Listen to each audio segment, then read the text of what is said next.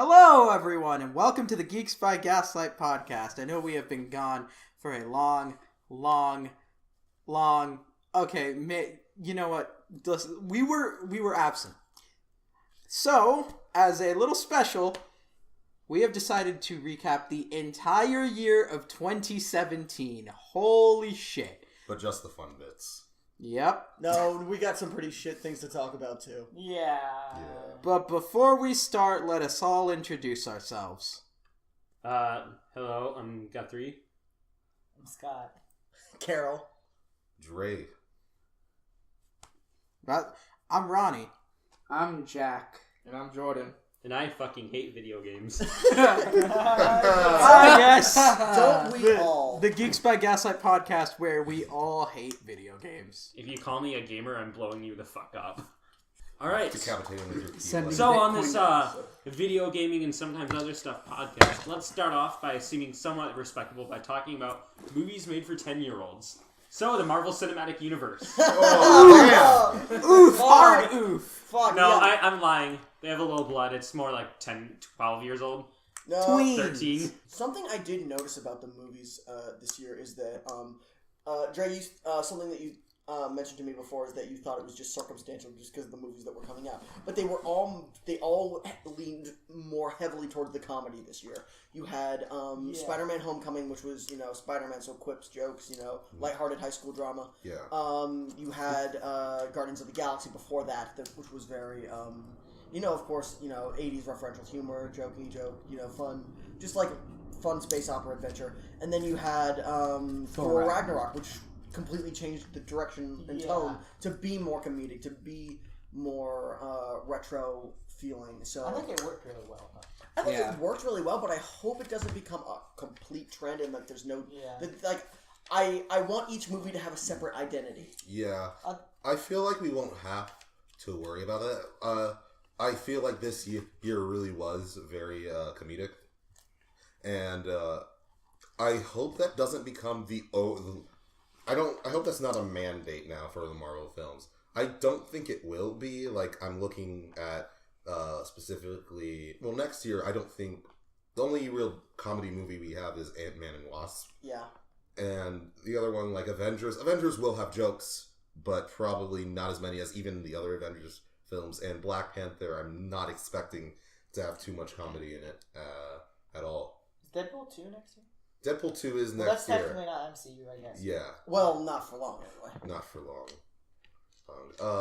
But, yeah, overall, I think the MCU, while not very substantive this year, weirdly, the most substantive movie in the MCU was Guardians 2, I think. I just agree. I think it was Spider-Man. I feel like it was a very entertaining year. Yes. I have my own hang-ups. I'm not I like Spider-Man Homecoming, but I feel like it was a little underwhelming for me, and I didn't really get that. I didn't feel much emotion. I felt that was the most, to me, that was the MCU movie that fulfilled the most, like, MCU stereotypes. Yeah. Where people are just like, oh, it's just action and jokes. And I felt like, I don't think that's most of the MCU, but this film I felt really was like, this doesn't really have much going on under the surface. Yeah, so, but also remember, the movies aren't the only thing that the MCU pumped out this year. We had a couple of TV shows. Defenders came out. That was, was what it was. Yeah. It was better than some of the other stuff that happened. Punisher got good reviews. Got good critical reviews, but I hear I haven't seen it myself. Yeah, I heard that the audience rating isn't as high as the critical score is. Inhumans came out, which oh damn garbage. That's all I'm gonna say about that. And Runaways. And Runaways is still pumping out strong. And not just that. I mean, Agents of S.H.I.E.L.D. happened. It's still going. I think the season that we're in right now is probably the weakest the show's been in a while. Yeah. I said like I still watch. Yeah. Dre doesn't watch the show. No, it's the weakest. It's the weakest it's been in a while because they're doing a lot of weird sort of... They're in space, but also in the future. They're in space and in the future, and it doesn't really work. I think that the MCU television output has been a lackluster year. Yeah, I feel. I mean, I hate to say it, but I think Defenders might be the best thing that's come out. On the TV end, yeah. Yeah. Which is not saying much. And jury's still out on whether or not Runaways is going to be any good. Yeah. It's a serviceable show. Getting lots of mixed reviews, and I wanted to watch it, but I'm still kind of, I don't know. I have a weird time starting shows. Yeah. So. I mean, the thing about Runaways is that it's very sort of, it's weird because they're playing it from two angles. You've got the parent stuff and you've got the kid stuff, and I think that I honestly think that most of the parent stuff is a little bit more interesting than the kid stuff, and that makes and seeing as the kids are the primary focus, that makes it a little bit up and down. I'm not saying that the kid stuff is all bad, because it's definitely all not, but but once you see stuff like Spider-Man, and you see how like the high schoolers in that acted, it felt very, very real, like very modern towards high school, and this very much doesn't. This feels that the characters feel very sort of high school stereotypical and not very compelling to me, to be honest with you.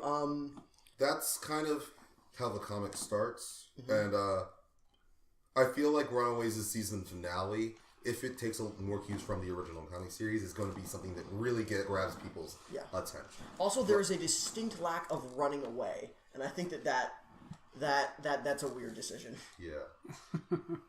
Anyway, that's the MCU in a nutshell. Yeah, that was the MCU for this year. Anyone else have any thoughts before we might move on? I just want to say about the whole thing with the comedic thing. I think probably for what the Marvel movies are, I agree they shouldn't all be like that, but I think it also makes it more like approachable for some people. Like I would see like movies with my mom a lot, and usually my mom would be like not into the whole superhero thing because of like just action, and she just wouldn't be into it. But all the like humorous ones, my mom really enjoyed, like Homecoming and Guardians 2 and Ragnarok and everything. I did run into someone this year who said who earlier said action movies piss them off. They just do not like action films. Yeah, but they also really enjoy the MCU, which is interesting. I think that's a really good thing the MCU has found a way to balance. They grab a lot of different markets, including people who aren't even really into action shows or films, simply because they master their characters, and like they don't really feel like the typical action movie. Yeah, well, diversity is the key. Yeah. All right. Okay. So, moving on from that, other superhero movies this year, there was Logan, there was Justice League. Logan was amazing. Logan was freaking great. And I'm glad we got that one really kick-ass Wolverine movie. Because they tried before. They tried twice. With X-Men Origins and the Wolverine. Yeah, me and Guthrie saw it together. It was during it was some during, school week. Yeah, it was during the school thing, and it was like people had the choice of Logan or Belko. The Belko experiment. And that was only 3 people, not counting like one of the teachers. It was like 5. 5, was it? Yeah, it was like 5 people, including me and Guthrie and one of the teachers, went and saw Logan, and then some other people. Everyone, and then like the other 25 people. Everyone else saw Belko experiment, and they hated it. Everyone hated it. It looked so promising. That was a James Gunn venture, wasn't it? I don't think he directed it, but it was. It was like. What was it about? It was like a horror. It was a people are in a building, and then action. the windows go down, and then they have to kill each other. It's like one person every 15 minutes or something dumb. Yeah. I don't think I've heard about that at all. I'm gonna pipe in. If you want to see a movie that's like the Belko experiment except done better, watch Mayhem. It's take there being a lockdown, and instead of everyone killing each other because they have to, it's basically there's a virus that makes everyone like super fucking angry and uninhibited. That's pretty cool. And they quarantine the area because an amount of hours. That's like Cooties, right? Where the kids get the cooties and they kill all the teachers. Ew, girls! Ew! Which was another movie came out. Oh, that's a movie? Wait, that's last Cooties year. is a movie. Yeah, Cooties is a real movie. I thought you were like making a joke. I thought you were making No, there was a movie last year about kids getting like a virus called cooties and they kill all their teachers. 2016 was horror. wild. No, it was a horror have comedy. you seen the trailer to Mom and Dad? No. We're getting off topic. No, I know we're getting on topic, but We're still talking about movies, so it's cool. It's an upcoming Nicolas Cage movie that's basically. Okay, never mind. It's he's we're Nicolas basically Cage is always welcome and relevant. Parents get a disease that makes them bloodthirsty monsters that want to kill their kids, and Nicolas Cage and it's. Nicolas Cage? This sounds like the perfect Nicolas Cage movie. It is, and literally one of the little things that they put out in in the trailer. There's like comments from all of the people who loved it. It's Nicolas Cage being full on nutso. Is there a scene where he grabs a child and he just shakes them and yells at them? Because I am about 90% sure that was in the trailer. That's amazing. Anyway, that's just So yeah. Logan, there was Justice League. Was Wonder Woman this year? Yeah, Wonder Woman. Oh my god, it was. Yeah. Time Warp. Jesus. Okay, so Wonder Woman was the start of college for us. Yeah, I know. What? Wonder Woman was okay. I have an unpopular opinion on Wonder Woman in that I didn't love it. I thought that Gal Gadot as Wonder Woman was so miles above what I expected. Even after seeing her in Batman v Superman. Yeah. And then, but I felt like the supporting cast was very limited and not very interesting. And the final boss was a wash. You know? The ending of Wonder Woman is its weakest element. But saying that, I still found it a very entertaining movie from the start to the finish. I feel like I completely disagree with you on the whole side characters thing because I found each one of them, they're limited. They're not very complex characters, but they were all very useful and very wanted in the movie. I feel like I feel like Wonder Woman to me is it's a superhero movie from, it feels like before or the superhero movie craze. Yeah. Like people are constantly comparing it to like Richard Donner Superman or Sam Raimi Spider-Man, which Batman '89 as like, which are it's kind of an overrun comparison, but like it feels like a classic to me, and I'm not sure if I would put it above any of those movies except for Batman '89, which I don't like, but like I feel like it was such an important movie to come out this year, and it was a very good like starter to the superhero movies of this year, and I feel like out of all the movies that came out this year, it's the one I'm going to be thinking about the most out of all of them. I like that analysis. Even as someone who enjoyed but didn't fully understand all of the praise that went towards the movie, I like to hear that. This was also something about that being first woman director of something. First woman director of a temple action movie, I believe. It's one. Wonder Woman is the highest budget like female directed action movie, I believe. That's also another interesting fact.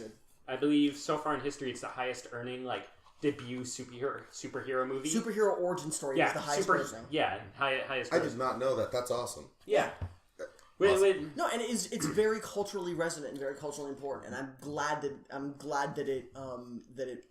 it made its money, and I'm glad that it was as successful as it was. And there was a lesser known movie that came out that was about it is a biopic about the Wonder Woman Marston and the Wonder Woman. Oh, I wanted to see that. I did too. I didn't get to see it, but I feel like it's gotten overshadowed in the last bit of the year, and I feel like more people need to know about it. If you saw Wonder Woman and you were interested about it, you can also see a biopic about its creator. Yeah, he was a very interesting man. He helped create the polygraph lie detector. He had 2 wives. Yeah. Interesting guy. Dude was set. Yeah. I know, right? There's one issue I have with Wonder Woman though, and is that it sets an expectation that we can get more DC movies. Ooh. Speaking of more Justice League. Actually, I just wanted to say something about Wonder Woman. Is I really liked it. One of the things I really appreciated about it was like its setting in World War I. Yeah. I know Jordan's over there like yes, because World War One. I mean, World War One has actually been pretty culturally resonant recently. Like there was Battlefield One, and there's God, I'm forgetting Verdun, the other World War One video game. So it's kind of been culturally resonant recently. Mm-hmm. In fact, 100 years ago, we'd probably all be dying in the Somme right now. Yeah. And so, I don't know. I just really appreciated it and kind of its whole anti-war message. Kind of its anti-war messaging was a little clumsy, but it's a message I can never get enough of because war is hell. Yeah. And then it was set during a lot of World War One stuff is set during 17, maybe early 18. This was actually set during the ceasefire period, which I found to be really interesting. It also made a bit of like World War One entertainment that was entertainment, but didn't feel like disrespectful. Yeah. Like saying that one of the best action scenes of this year was Wonder Woman in the Battle of the Somme is kind of They're weird. not in the Somme. I think they're in Belgium. Is it? Yeah, it's Belgium. Yeah, they're in Belgium. They're not. The Somme is in France. Oh, okay. Well, you can see why I failed history. But that is sort of bizarre, isn't it? Yeah, it's a bizarre like thought to think that like this horrible war was turned into something so like entertaining, but it didn't feel like disrespectful or like cavalier. It treated everything very respectfully. Yeah. I like that. No, I'd agree there. And then final note I'd like to add is the more I was thinking about it, one of the things that really resonated with me is summer 2016. Mm-hmm. I went to Europe and I actually visited the battle site of Ypres, and I visited a preserved World War I trench, and I visited a war memorial. Wow. I don't remember the village. Ronnie put it in the description. I'll remember it later. But there's this war memorial where it's only to the British losses in this specific tiny part of Belgium. Mm-hmm. It is humbling. It's a giant arch inscribed with names everywhere. It's like, you walk up there and you realize how insignificant you are in a really depressing way. Yeah. And then an hour later we visited a preserved World War I trench where it's like the battle line, except the trees are back, but exactly as it was during the surrender. They fucking lived there, didn't they? Oh yeah, no. I crawled through a World War I tunnel. That's amazing. And that was not fun. But yeah, so anyway, now that we speaking of humbling yet depressing things, I will never get anything published, made into a movie, or otherwise done in Justice League exists. Okay. Let's try to start by talking about the positives. I mean, it's not really very easy, but let's try.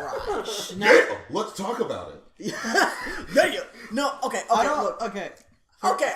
First, I think we have to say apologies to Zack Snyder for what happened to his family in the recording. Absolutely. But also, I'm going to take this apology and say thank you, Zack Snyder, for not following up with the rest of the movie. Okay. I don't know what your vision was, but I don't think it would have turned out good.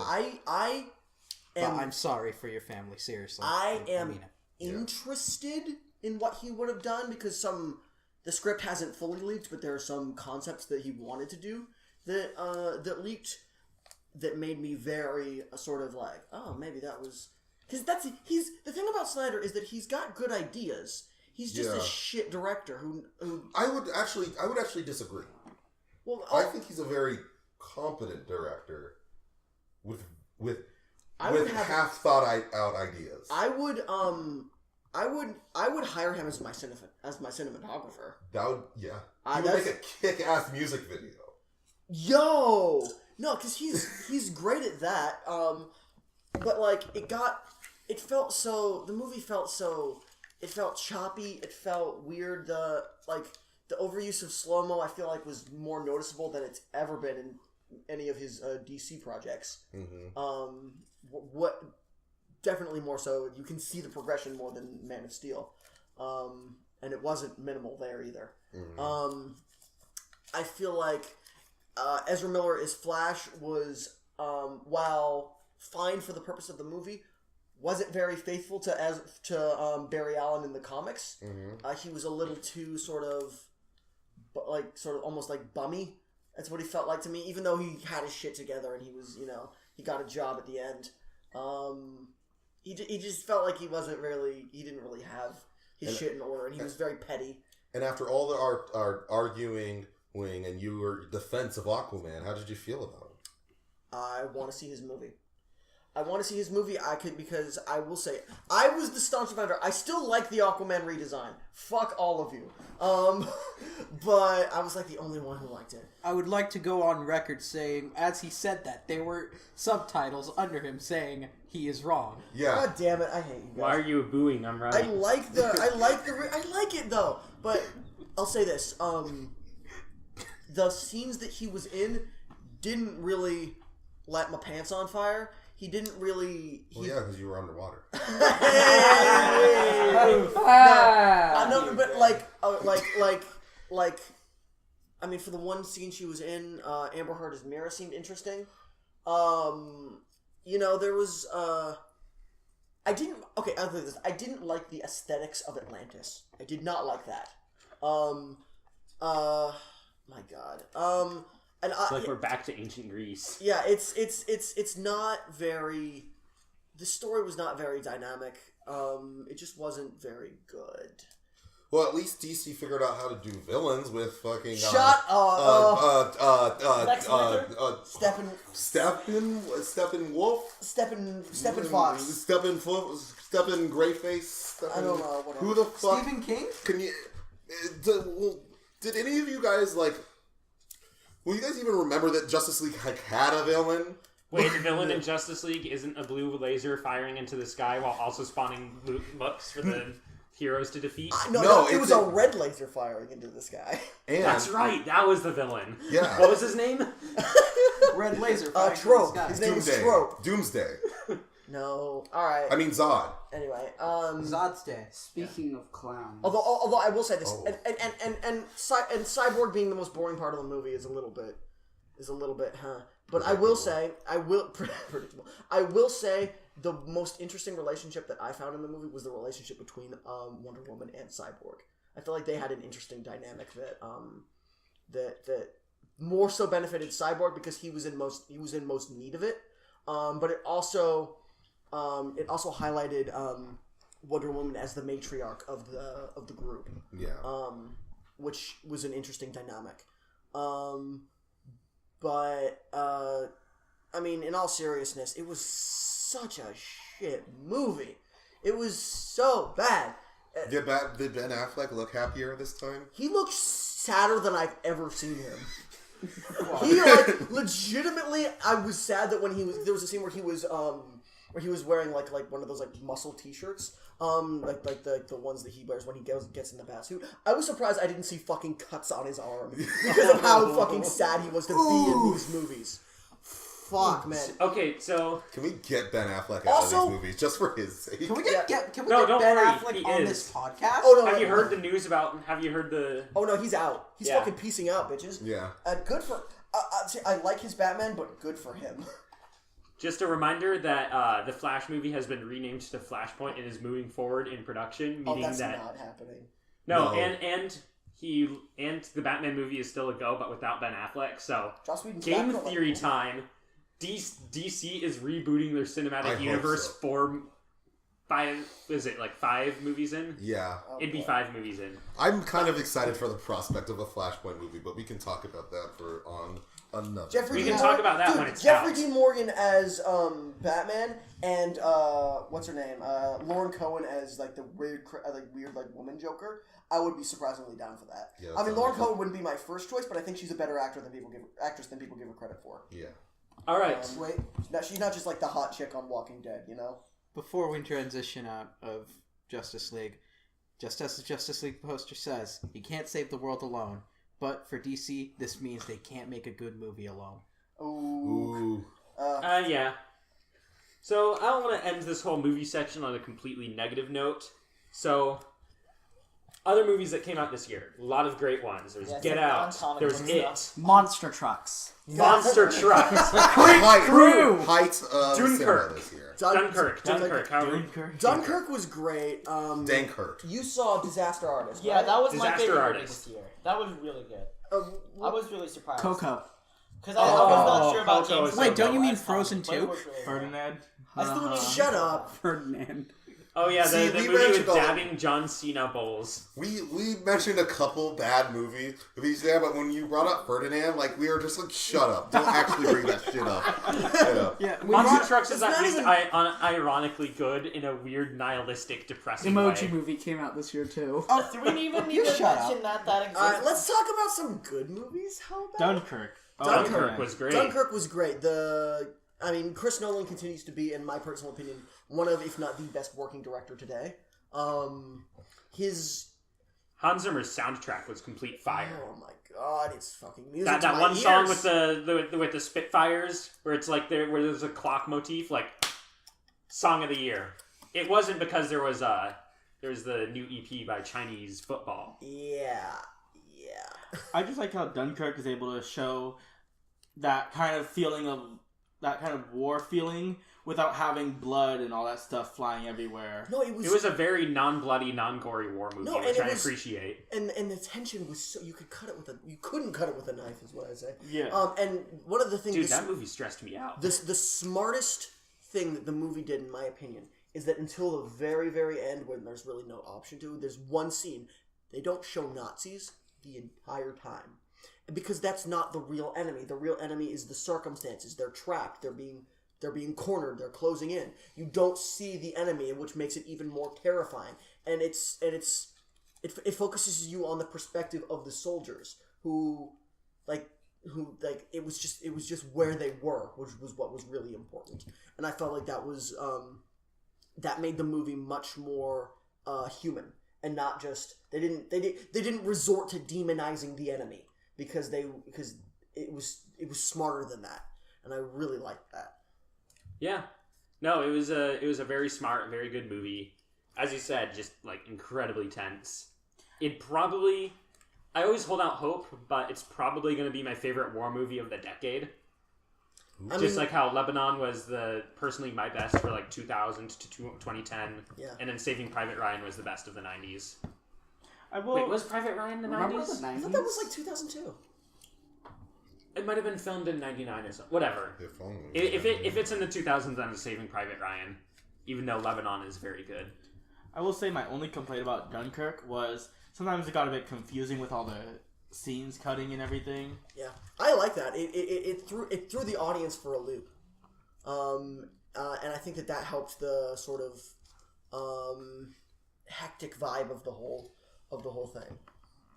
Wait, Saving Private Ryan, God damn it! 1998. God damn it! Best war movie of the 90s. And also the entire first millennium. Vin Diesel's in Saving Private Ryan? Yeah, dude. I did not know this. Dude, Bryan Cranston is in Saving Private Ryan. What the fuck? That's awesome.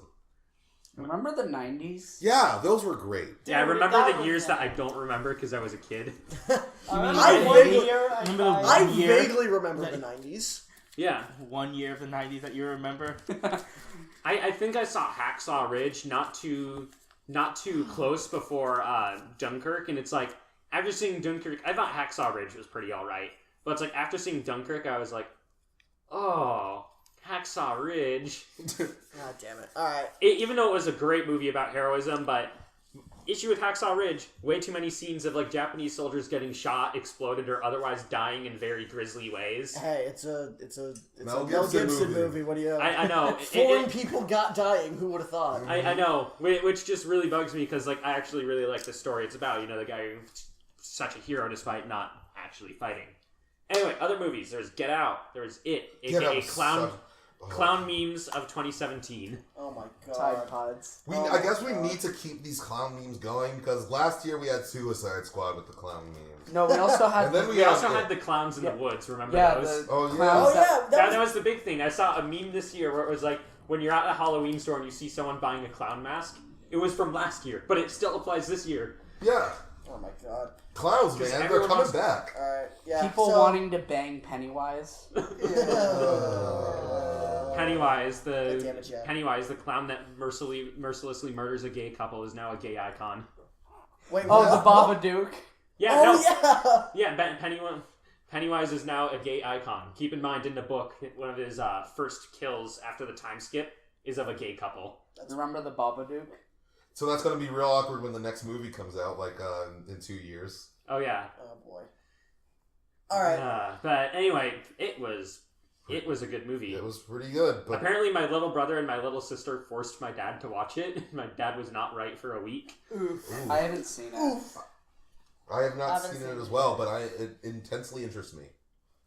Oh, are we moving on? I thought we were going to say something about Get Out. Oh, well, Okay. I just have to Stop say... putting it in the fucking comedy section, you asshole! Oh my god, fuck the Golden Globes.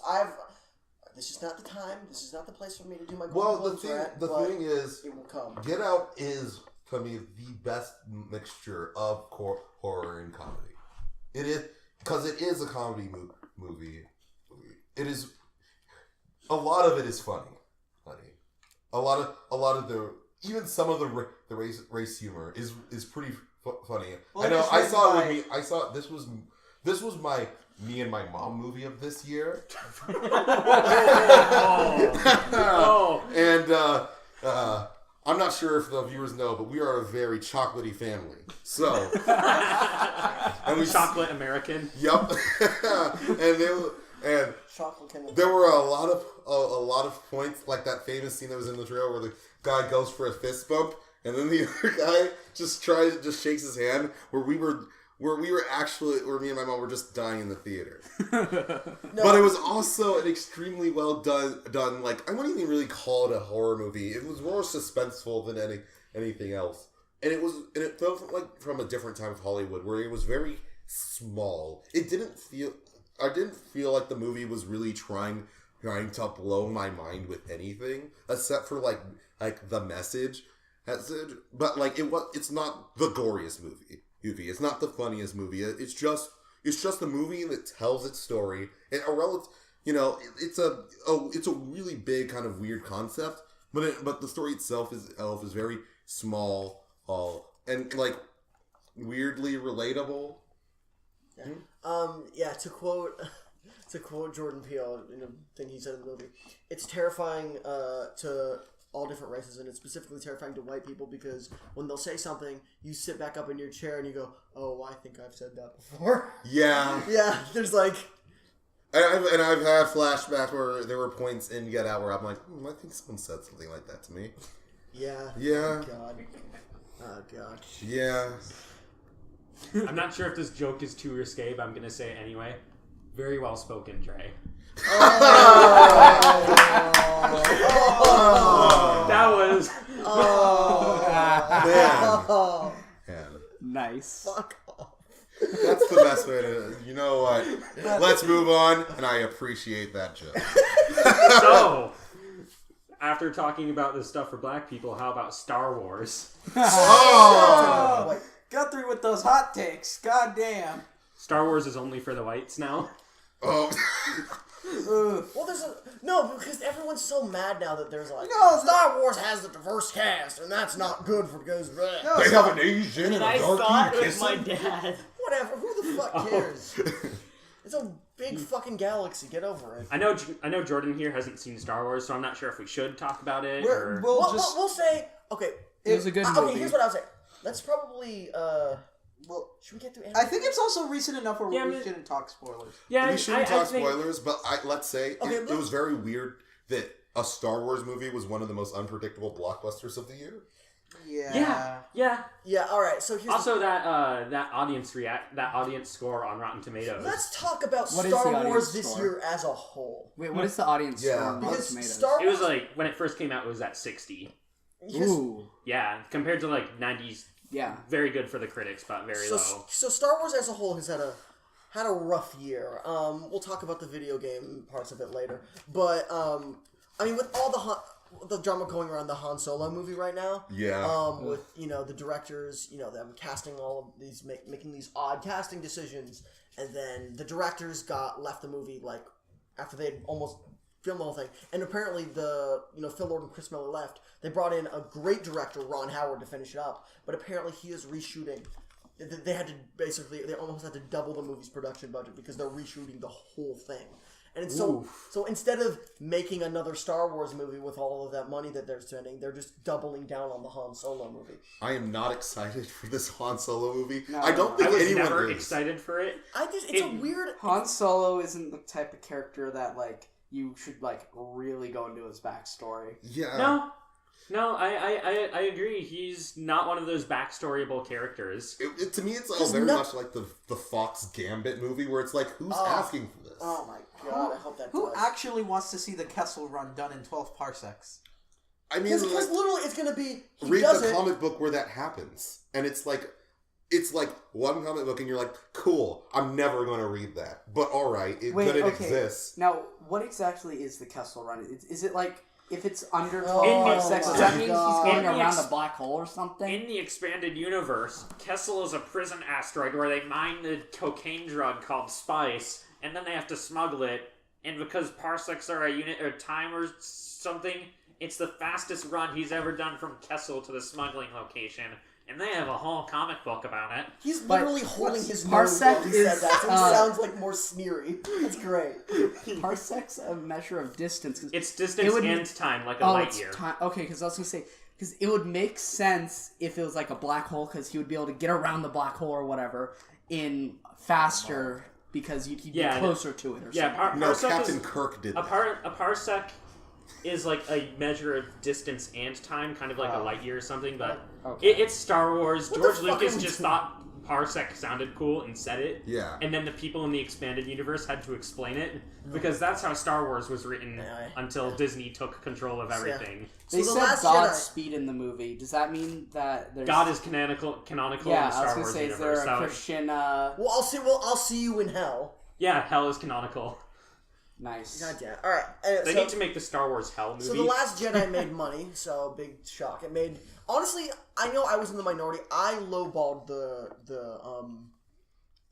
box office for this one because I was like, I feel like I mean, a lot of people, every Star Wars fan I've ever talked to was like, Star Wars is invincible at the box office. It's always going to make money.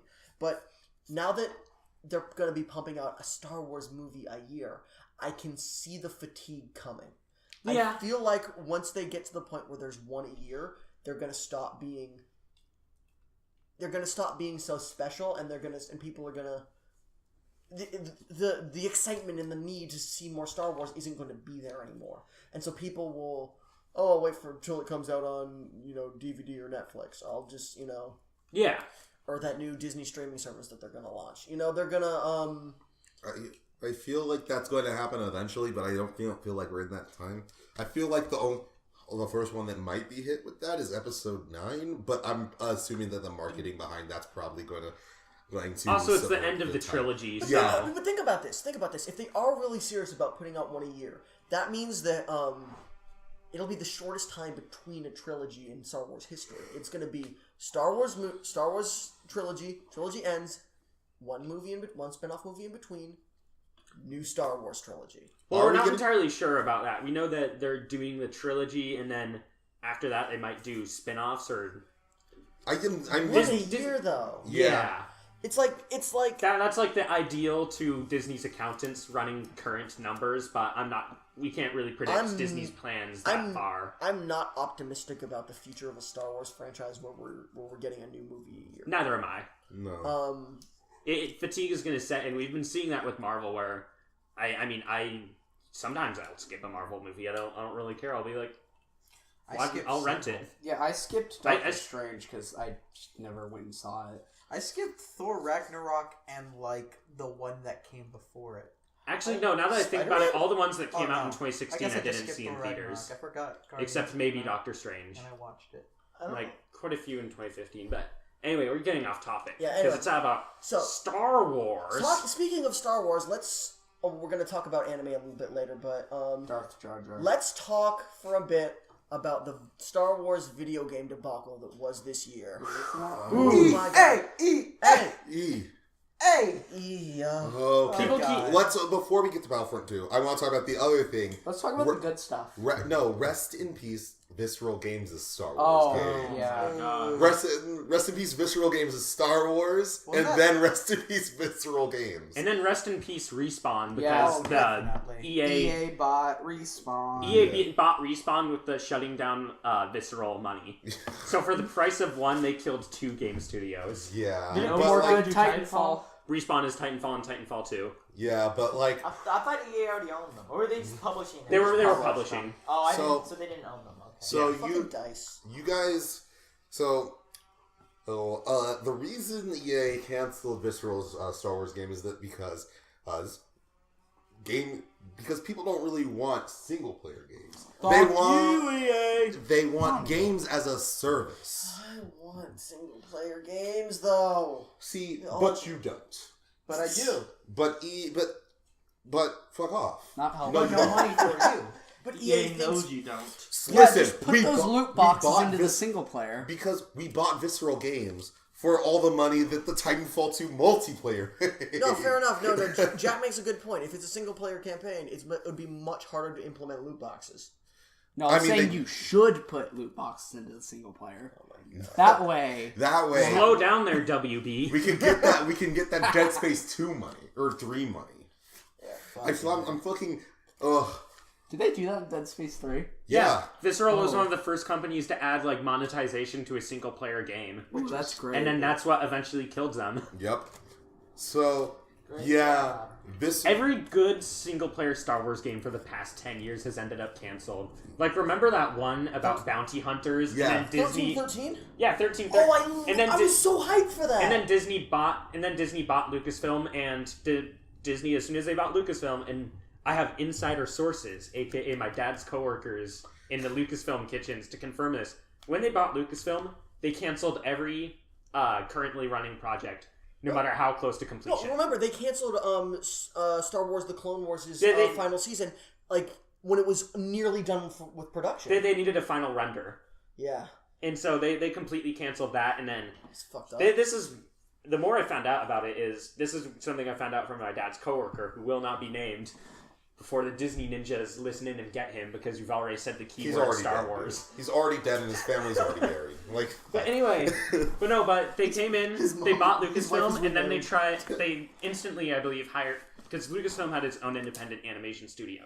Disney started with animation. They don't need more animation. Yeah. So they fired half the animation staff and tried to relocate the other half to the main animation studio in LA. And then the other half was like, which was mostly core people, like writers and artists and so on, not the most of the actual animators, you know? yeah. They were like, no, we're not moving, you know? And so there's, at Skywalker Ranch, which is where Lucasfilm is headquartered, it's mostly George Lucas's thing for his retirement now, but there's a house where they do all the Star Wars editing, and they did not allow me to go near that when me and my family visited, because my dad was like, oh, we're in the Bay Area. We'll go, I'll call in an old contact. Let's visit Skywalker Ranch. But yeah, let's talk. And then the only other thing they have is the animation studio for Star Wars Rebels. Yeah, oh god. So let's talk a little bit about why EA fucked up in Star Wars Battlefront 2. Which, let's just say this, mechanically, it's solid. It's not genre. I don't think it's not genre defining. It's not. It's glitchy. Well, It's that's glitchy. The because- servers are Look, pretty bad. you can too. point the gun and you can shoot. That's all I'll give them. Seriously, so as someone who, I mean, didn't they bring classes back? They brought classes. They brought classes back, Thank and they fucking God. got rid of the power-ups on, so it's like less arcadey and more like the Isn't better Battlefront 2. Isn't the hero system still like The horrible? hero system is still kind of a weird lottery thing. Yeah. The gameplay itself, it probably would have gotten the game like around sevens. Heavens. If all this loot box shit came out, it would still be considered a disappointment. Because the game launched so strong. When it was announced, all of us were excited Dude, for it. they I hired the was freaking not. writer for Spec Ops: The Line to write the campaign. Yeah. And then it turns out that the campaign is like one of the most forgettable things ever. Yeah.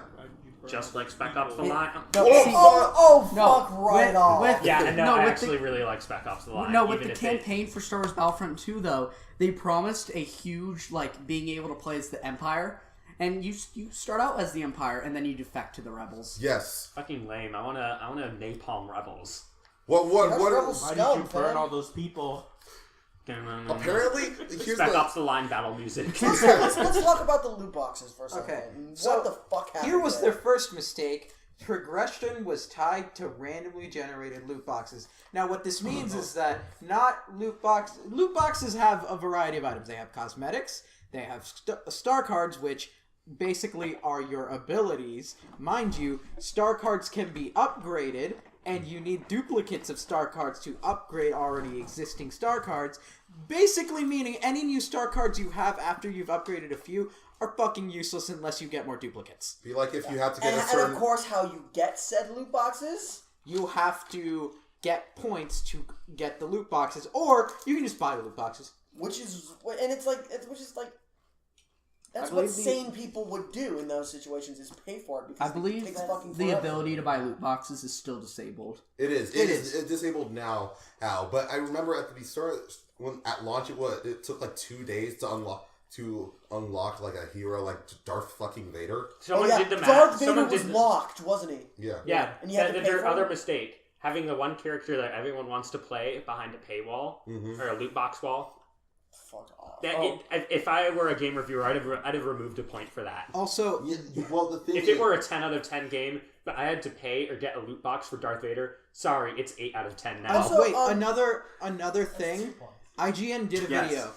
IGN did a video, and I know IGN's kind of like a thing, but they made a video in which they bought $100 worth of loot boxes. The payout was a lot, like a large percentage of it was commons, and apparently they said that all of those duplicates that they got that gave them credits only gave them enough for about 4 loot boxes back. Could you imagine if in like Overwatch you have to get like fucking like eight copies of a certain Junkrat spray, and then you can get like a new mine, like an extra mine. Right? That's exactly why I don't play TF2. Imagine having to unlock characters in Overwatch. Like, Oh my Oof. god. Jesus. Just like Quake Champions. Oof. Ooh, another game I was excited for, and then You can only get that by either buying characters, I believe, with premium. No, Doesn't that work like on a MOBA system though? no. I don't know. I don't know how MOBA systems work, but you can either buy it. none of with- us here play MOBAs. yeah, Thank you God. can either buy it with a high amount of like normal money, a little bit of premium currency, get them through a loot box, or straight up purchase all the characters at once. Yeah. It doesn't rotate out on a monthly basis. Like these are the 3 champions you get to use. I thought No, you start out with one guy. I don't remember his name. You start out with him, and if you bought either Wolfenstein 2 or like the Humble Doom. Monthly that was a little bit ago, you get BJ Blazkowicz. that sucks. And that's BJ And Blazkowicz. BJ, and he's a bad character to play as he sucks. But isn't He can dual wield, and it's not good, and it's not helpful because like dual wielding sniper rifles. I mean, dual wheel and rocket launchers, like No, yeah, that is good though, but because the Also rocket eats launcher is the through your freaking ammo. best gun in Quake always. I But don't care what is- anyone says. it is. But I'm isn't sorry. Quake Back Champions relatively like cheap. No, it's No. $30 for an early access game. But yeah, so Battlefront 2, massive disappointment, huge monetization thing. Here's the insulting thing to me personally, is I don't have a lot of time to play video games. So if I don't, I'd rather not waste my already limited time faffing through this BS. And you know how much time it takes to just get small things for free in Battlefront 2? It's ridiculous. And the problem is that this whole like, oh, I don't have a lot of time, so we should be able to pay for it. No. Oh, I'm not sure when everyone forgot that gaming's been around for more than fucking 10 years. But we've had online games with progression systems before loot boxes, before Overwatch. So like, We've had them before the 90s. yeah. Yeah. So yeah, you can have in-game progression that doesn't take an obnoxiously long time. I remember I was talking about how the grind is obnoxious in these games, and someone told me like, what you grind? We grind in all sorts of games. You like RPGs, and I told them like, there's a different way. In RPGs or in shooters in the past, the game isn't solely designed around fucking grinding. That is what Battlefront 2's purpose is. You don't play matches in Battlefront 2 because it's fun. You play it because I need to get in like 3 matches today, because then I can upgrade 2 levels. Yeah, the whole daily reward stuff and all that. And maybe I can get Kylo Ben. That's your Wide boy. You know, Jesus Christ. speaking of shooter like kind of disasters, Destiny 2. Removing content after the season pass. Can we? We should. They fixed that. we out. should- Yeah. Okay, good. We should talk about that, but I think it's a good time to take a break and Take a little break, have some food. and you know. we'll be back these after this. messages. So anyway, Destiny 2. That was the thing that happened. What a weirdly. That is such a weird situation because Destiny 2 launched, and it was actually pretty well liked, like at first. It was all stuff after launch.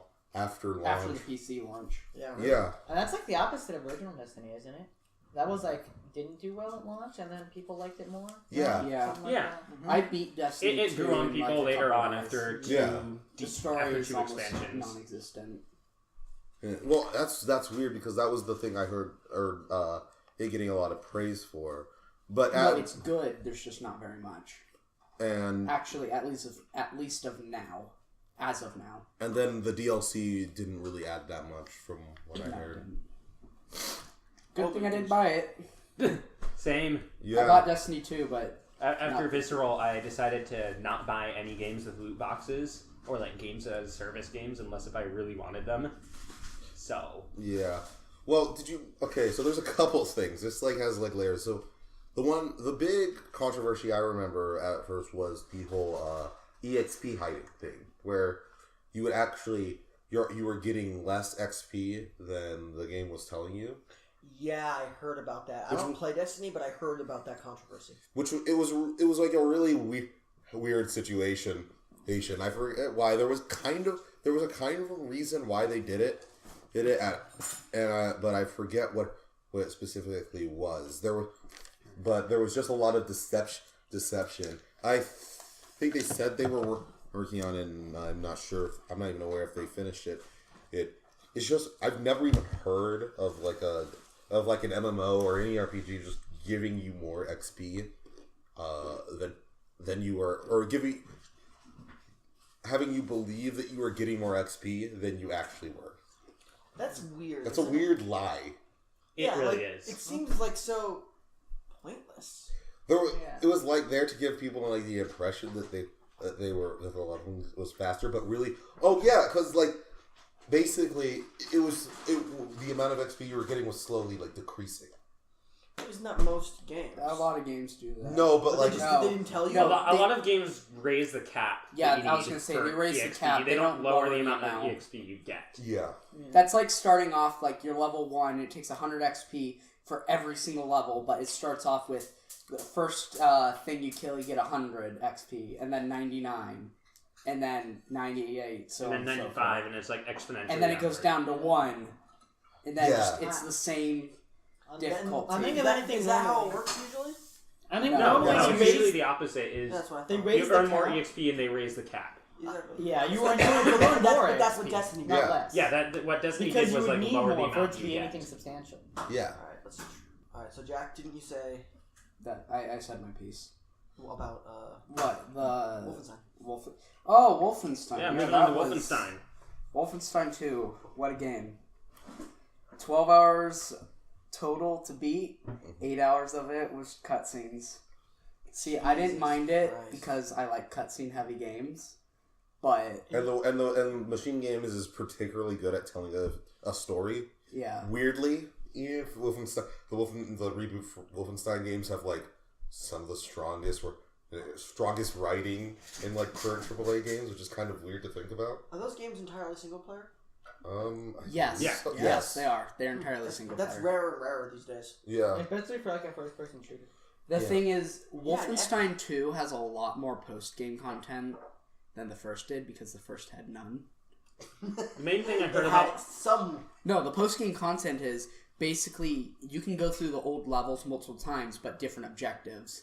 Like you have to kill Uber commanders or whatever they're called, and when you beat those, you get a secret end post level or whatever. That's like completely different from all the other levels because it's underground and it's like super dark, and you have a flashlight and It's full of like super hard enemies, but you're restricted to like a pistol because you only have one hand. Cool. Oh, you go. So the thing, I haven't played Wolfenstein 2, sadly. I've been intending to get it, but I keep pulling it off. But the only two things I've heard about it is head transplant. Yes. I did not stutter. Head transplant. Yes. And then also every It's gameplay hilarious. change they made the game actively worse than New Order, which is really disappointing. Like I heard, it's basically not a run and gun, but more of a cover shooter. It is, but also I think it's still good. Like the gameplay there is, it's pretty good. Yeah, I heard the hard difficulty kind of is like weirdly unfair, especially with the. There's like a certain scene that I remember being talked about where it's like you're in the middle of like a cathedral or something. And you're in the courthouse. Yes. The courthouse was awful. That's when I switched from. I played through Wolfenstein 2 two times. The first time I played on I don't remember what the name of the There's the super hardest difficulty you unlock by beating the game. So, I played I think either the hardest or the second hardest, and that's when I put the game down to easy because I was like, okay, if it's gonna be like this for the rest of the game, I'm just gonna play this on easy. Yeah, that courthouse scene is terrible. It's not even spoilers. Spoilers. I know. Doesn't really I don't matter, really but care. Spoilers. The courthouse scene is a dream. Yeah, no, you break out of the shackles.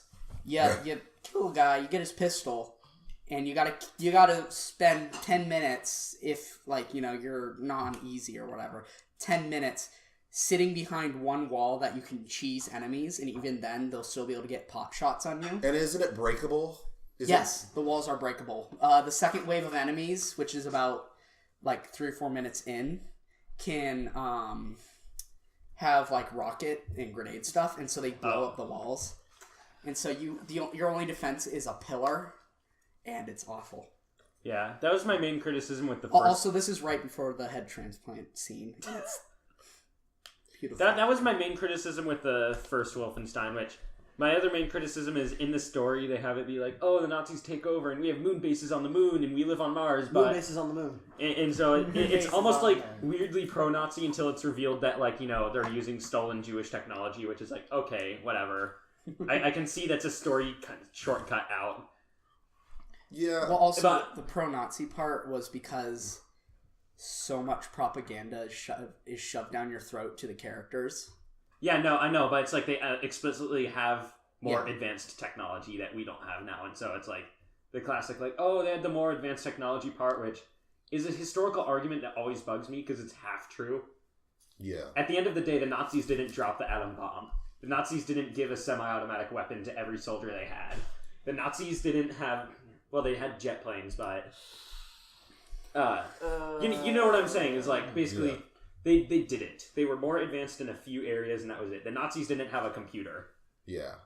So it's always bugged me, and so it feels like they wrote themselves as wait a minute, if we have people on the moon and laser weapons and stuff, aren't we saying that this is all cool and good? And then, but it doesn't matter. All the advanced technology is stolen from the dot you shoot or whatever. Yeah. One thing. This game has false advertising. I didn't get to kill a KKK member once. I did hear about the weird thing where it's the In only the trailer, KKK member you see is a citizen who's also being oppressed by the Nazis. So it's yeah. Yes, that scene is great. No, yeah. Where it's the good people are being oppressed by these Nazis. And also the KKK. So you guys are kind of Yeah, because this is you do your thing. You're in this town in Texas, I think. I thought it was New Mexico. New Mexico. They're all the same. I've seen the gameplay of this scene. It's all America. America, whatever. Strawberry milkshake. Anyway. So simple. No, and then the other thing that really bugged me about Wolfenstein was even on the harder difficulties than the first one, it's less of a run and gun and more having to take cover, and they have a lot of easily destroyable cover, which if you're going to make it so hard that you need to take cover, then at least have a good cover system. That was my main issue with freaking Spec Ops: The Line. Is great game. The final boss is I wish the final boss was the cover system, because the cover system in that game sucks. Yeah. Is not good. Okay, with Wolfenstein 2, there is no true final boss. The final boss is a quick time event. That Are pisses you- me off. No, What? I love Halo 4. No, what it is Oh my is God. Or Call of Duty 3. I'm or not Modern going to Warfare say 3. what happens, but the only thing is it's a sneak mission, and even then you can't be detected by anyone. Like, even if you tried, you go through this whole sneak thing where you're just walking. Then you drop down from the rafters and quick time event. Beautiful. But the thing is with Wolfenstein, and I feel like we've talked about Wolfenstein a A lot, little, so yeah. We move should on. hurry it Yeah. along. But those games, people forget this, but Wolfenstein started off as a stealth game. Yeah. Well, And the that's first why- two Wolfenstein games were stealth. And that's why it's not really a cover shooter thing. It's was more also a about you're really supposed to long be time ago. sneaking around. Yeah, that is also a long time ago. Like, But it's still It's still at the series roots. if you read through like Machine Games interviews, they talk about how they want it to be part run and gun, but also part stealth. Like a lot of those parts are not supposed to be taking cover through. You're supposed to be like not being seen. Yeah. there is one. Okay, so in the trailers, it doesn't advertise the stealth part because what's exciting about stealth? I know there is stuff. Kojima okay. would. Oh my no, God, Kojima would. No, disagree. I'm the saying per- to the that is I'm the saying perfect segue. I'm saying to the average consumer. Yeah. What's exciting about stealth? In the trailer, it's you see him running and shooting, and you can't do that at all. Unless you're on easy, you can't do that whatsoever. Yeah. Well, speaking of Because stealth, you'll die. After taking a year hiatus, after putting out games every year, Assassin's Creed is back, and it is better than it Okayer was. than ever. Better than it was. Okayer than ever. It's, More Dark Souls than ever. oh, like, yeah. More RPG than God, Dre, stop Okay. talking about Dark Souls. So, the viewers don't get it. so I. The viewers never will. So I believe am I the only person here who bought and played Origins? Yeah. Yeah. Okay. Probably. All right. So here's what I said: Assassin's Creed Origins. It's also my first Assassin's Creed game, so it's a little weird for me. I've played other You Assassin's Creed. you weren't there when we Black got Flag. 3. You weren't slumming it with us. I was not. You weren't playing Where the we- Mad World soundtrack while we were trying to have fun with 3. Okay. Look, I will say I have had a freaking blast playing Assassin's Creed Origins. I think, although there are some gripes. And the main gripes that I've had so far is that I constantly feel underleveled. It's like no matter what I do, I feel like I'm still below. Like I'll do all the missions in an area, and I'm still underleveled. And then buy a little box. I know that there is a shop. I haven't touched the shop yet. Which is why you're not doing great. No, all memes aside, Origins does look like it looks like a game that could be called good and not have a qualifier. Yeah. Higher. Like all the other Assassin's Creed games to me have had the it's good ... for an Assassin's Creed game. Yeah. I like Black Flag a lot, like in general, but yeah, I don't know. I can see that. Yeah. Another criticism that I have is that the shit missions are back, and they're implemented in the least smooth way possible. So basically, the main character Bayaka Siwa, he has a wife who honestly the game should really be about her. Let's be real here. She's by far the more interesting of the two. And occasionally, the lady who's in the Animus and thing will jump out of the Animus and be like, I want to be Aya for a bit because that sounds like it would be a fun thing to do. And then you get in and she's on a ship, and that's it. And that's the equivalent of how ship missions are in the game. It's really jarring. Ever since like people were like, Assassin's Creed 3 sucks, but ships are okay. Ubisoft has been like, okay, ships are okay. Okay, we're gonna make a pirate game. All right, no, it needs to be in every game. It needs to be in every game. Assassin's Creed is about two things: assassinating people and being a pirate. No. Here's the thing.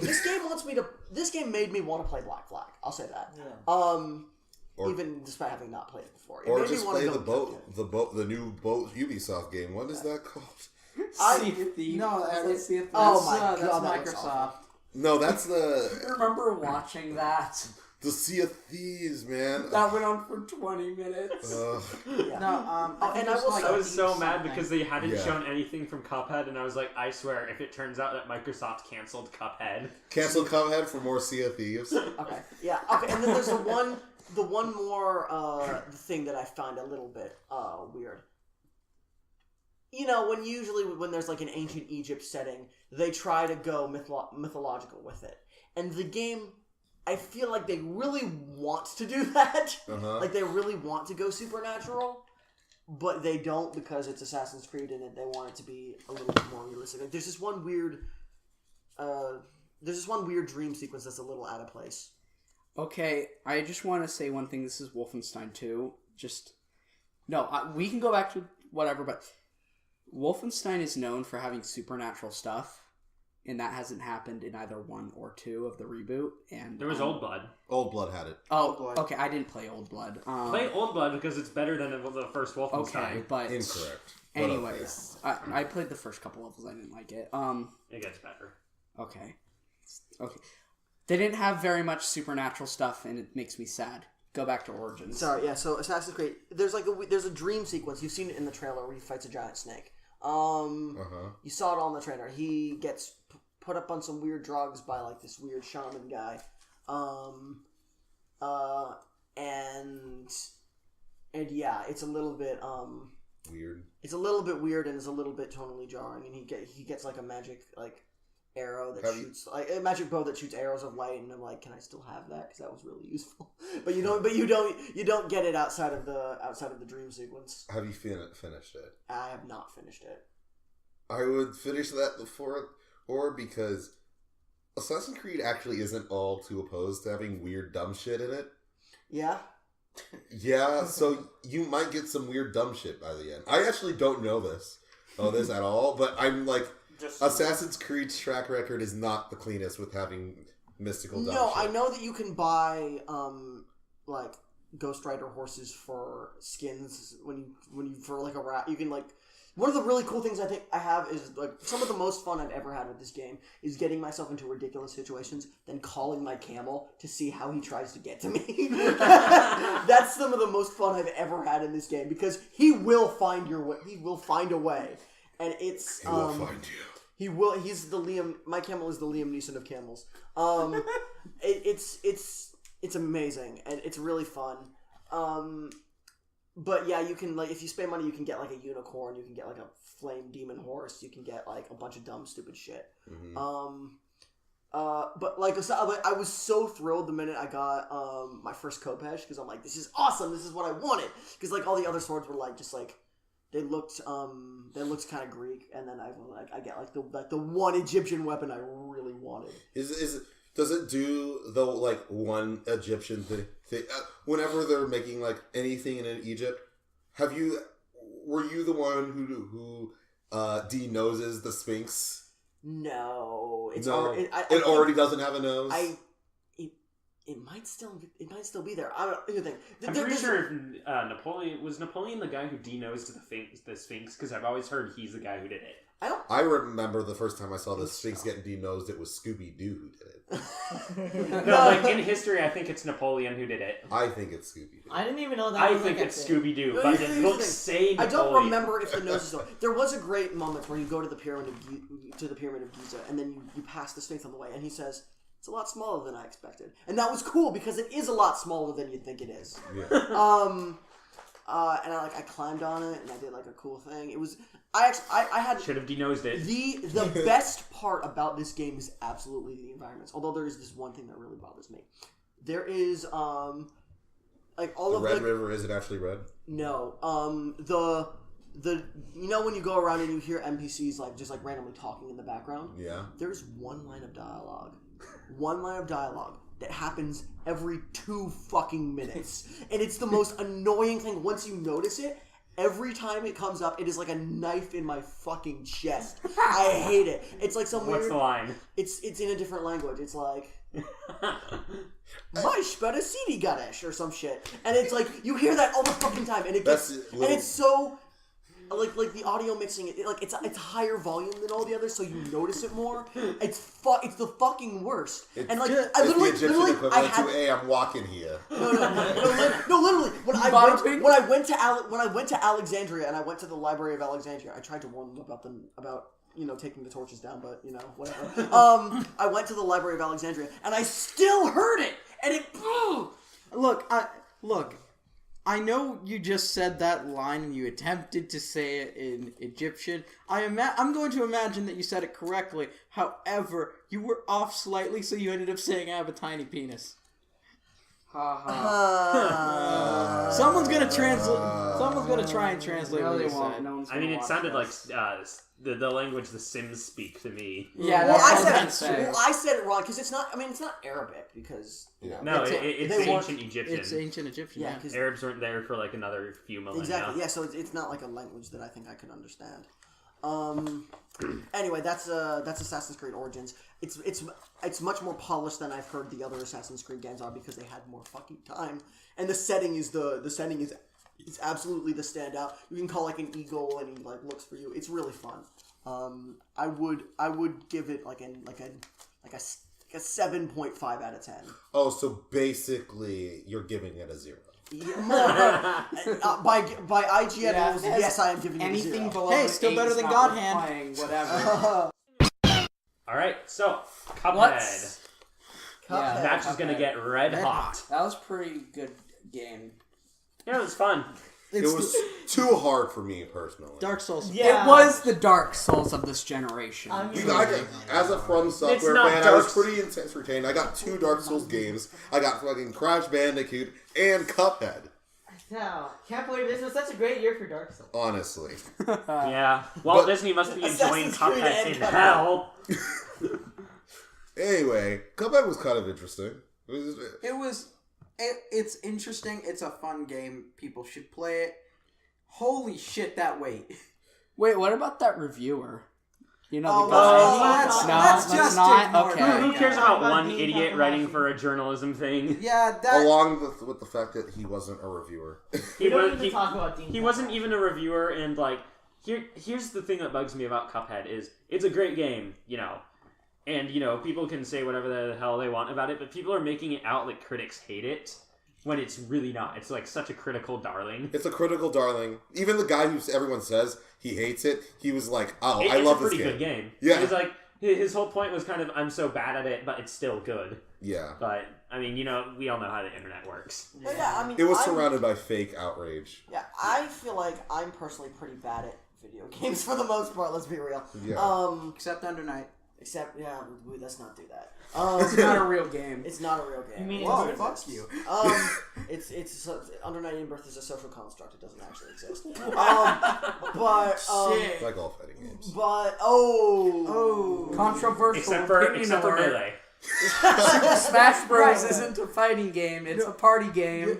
shut It's up. Smash social Bros is a concept. speedrunning game under this disguise as a fighting game. Brawl is, but whatever. No, Melee is a They should bring speedrunning Tripping game Bash. disguised as a fighting game. Shut up, my god. Anyway, yeah. So you do not. I was like, you don't have to be good at video games to enjoy them. Is what I have to say. And so I feel like that the whole dumb controversy about the one guy who, hey, he's bad at video games and he played it. So who fucking cares? Well, He it brought up he a disliked the game. it brought up a conversation. Well, you Should probably you was be good at frustrated. video games to be able to review them? No. Oh, That was I That don't want to go wasn't into even that, a but that was review. something that was when it brought up. when it comes to video game difficulty and like the requirements to like talk critically about games, I have pages upon pages upon pages to say in my head. Let's not go into that. I mean, Another day. Different people Let's have go into different it in a kinds of very special episode of GBG where we learn about the risks of hardcore gaming. games. Oh. we'll label it Guthrie fucking loses it.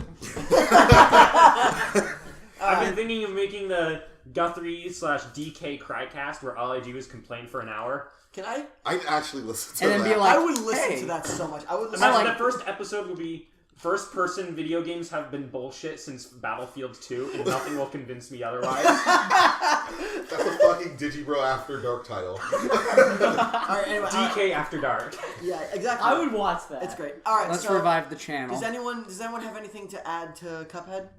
It's a fun game. If you're gonna play it, if you're playing it on a controller, remap the fire and parry buttons to the bumpers instead of the actual buttons. Yeah, that seems reasonable. Yeah. That's my advice. Don't go with the default controls. Use the bumpers. And Save your hands. Save a life. The dragon boss was a mistake. And Fair enough. That is people Alright, looking at so wait, just one giant congratulations to the devs because they have gone through a fucking journey to make this game, and I'm so glad that it's successful. Studio MDHR is an inspiration to me. Yeah. God, when are we gonna get Cuphead 2? Honestly. Lazy fucks. Well, God. What are the next Phil Fish here? Alright, so now, let's talk for a little bit about the cultural fucking phenomenon that was PUBG. And it still is PUBG. PUBG is a game. A mistake, you Is it It's a not a good mistake. game? No, it's It's fairly fun. it's fun. I don't like it. I but can't play it by myself because It's unplayable. I'm bad at it. It's unplayable if you're not on a Discord call with a squad. And I can't support the devs after. Oh, the devs are such dicks. Yeah, after they got mad at Fortnite for doing a 100-player battle royale and saying that basically saying they can't do that. Sorry guys, you can't own a genre. That's not how that works. Plus, Yeah. they're not the first battle royale video game to come out. Is my big thing. There were battle royale games before PUBG, and PUBG's entire visual aesthetic is, by the way, completely ripped off from the actual battle royale movie. So they don't have any ground to stand on when it comes to your originality. No, Okay, so I have played battle royale games on Roblox before. This is Fuck not off. something new. fuck off. No, I'm serious this, though. This This no, is there was stuff on Gmod. There's yeah. King of the Hill, H1Z1 King of the Hill. yeah. There wasn't that before Yeah. PUBG? Yeah, that was way Yeah. before PUBG. Yeah. So yeah, It's also cheaper. But I feel like this has been the first dedicated one that found It found is true mainstream success. It is Yeah. the first dedicated battle royale game, stuff on Gmod and Roblox and whatever. Who cares? H1Z1 King of the Hill was pretty popular and probably still is, but definitely was the first one to break into the mainstream. Even if I do think it has the fundamental problem of having way too much downtime to be fun. Yeah, That's although, why. although I mean, I can see why people would really like that for some people because it's sort of it makes them feel like On edge. on edge, like a more realistic setting. You don't know what's going to happen. You have a lot of but I can see how that would get boring just to a lot of people. And it's not even that I like super action-packed fast stuff. I play a lot of dad shooters. I play the hell out of Insurgency, and I play a lot of Rising Storm 2. Great game that came out this year. Yeah, too much of a dad game for me. Yeah, they're both very much hardcore, realistic dad games with a lot of downtime. Dad Can game? you define dad game? Yeah, that's Games that your old Arma. boring dad likes. My dad likes Command and Conquer. I was gonna say my dad plays like Zelda and stuff. Well, Okay, what I mean Your by dad's dad, cool. what I mean by dad games is there's this term called dad shooters, which I just Yeah. love the term where it's Like very Arma. very slow kind of first person shooters. Yeah. So Arma, Battlefield 2, Project Reality, Squad, Yeah. Rising Storm 2, Oh, I forgot SWAT when that Squad. existed. SWAT when that existed. Yeah, Forgot remember existed. SWAT? Oh man, SWAT. But yeah, but no, my big issue with PUBG is it's even more downtime, and it's not engaging downtime. It's just going around looting and then 5 minutes of adrenaline. Yeah. Next match. Yeah. Sounds like War Thunder. Yeah, a Or lot heroin. of people who I've talked to, I have one friend who's super into it, and then a bunch of other of my friends with it who tried to play with him. It's not fun. Yeah. Because especially because there's I feel like there are a lot of really try-hardy people in that game. Fortnite, the and community then is terrible. The thing with Fortnite is they kind of tightened it a lot better because PUBG doesn't even need like any fundamental like big design changes. They just they either need shorter rounds or a smaller map, preferably both, and that's kind of what Fortnite does. And so I don't know. I haven't really played much Fortnite. It's Fortnite. Yeah, it's Fortnite, you know? I don't know. It's like It's the Smite effect. it's the Smite effect. That's the term. It's the Smite effect. The Smite effect. That even if it does a lot of things better, I'm not playing Smite. Who plays Smite? No, and then the other big controversy with PUBG this year. Remember when they were banning people for killing streamers? Oh. They're still doing Did that. they do that? They're still doing that. Yeah, Oh my they God. the streamers say oh, they're stream sniping me, where in reality they just got killed because they suck. Which, okay, first off, if you're going to stream PUBG, I'm sorry, but you're going to have to take precautions. Either hide the minimap or have a time delay or something. Because there's no way to stop stream sniping. Yeah. Especially now that they banned stream snipers. You know how many, like, trolls were just like, oh, fuck yeah. Yeah. I can finally, I can play this boring-ass game, but I get to troll the fuck out of some e-celeb. Yeah, I mean... Good. And so, I'm reasonably sure them deciding to ban stream snipers and then like constantly defending it made the stream sniping problem worse. Yeah. Because like, who wants to follow around some guy on Twitch while also playing PUBG? Right. Even if you get the same server. I would like to bring up like the one controversy that I think was totally kind of unjustified. I mean, I can see where the initial anger would come from, but I think it's kind of, once you look into it, it was kind of an issue that I think people made a bigger deal out of it than it should have been. PUBG being at the Game Awards. Now, people have many reasons. Like, okay, technically wasn't released this year. I'd like to bring up the fact that there were the Game Awards do allow games that aren't technically released in the year.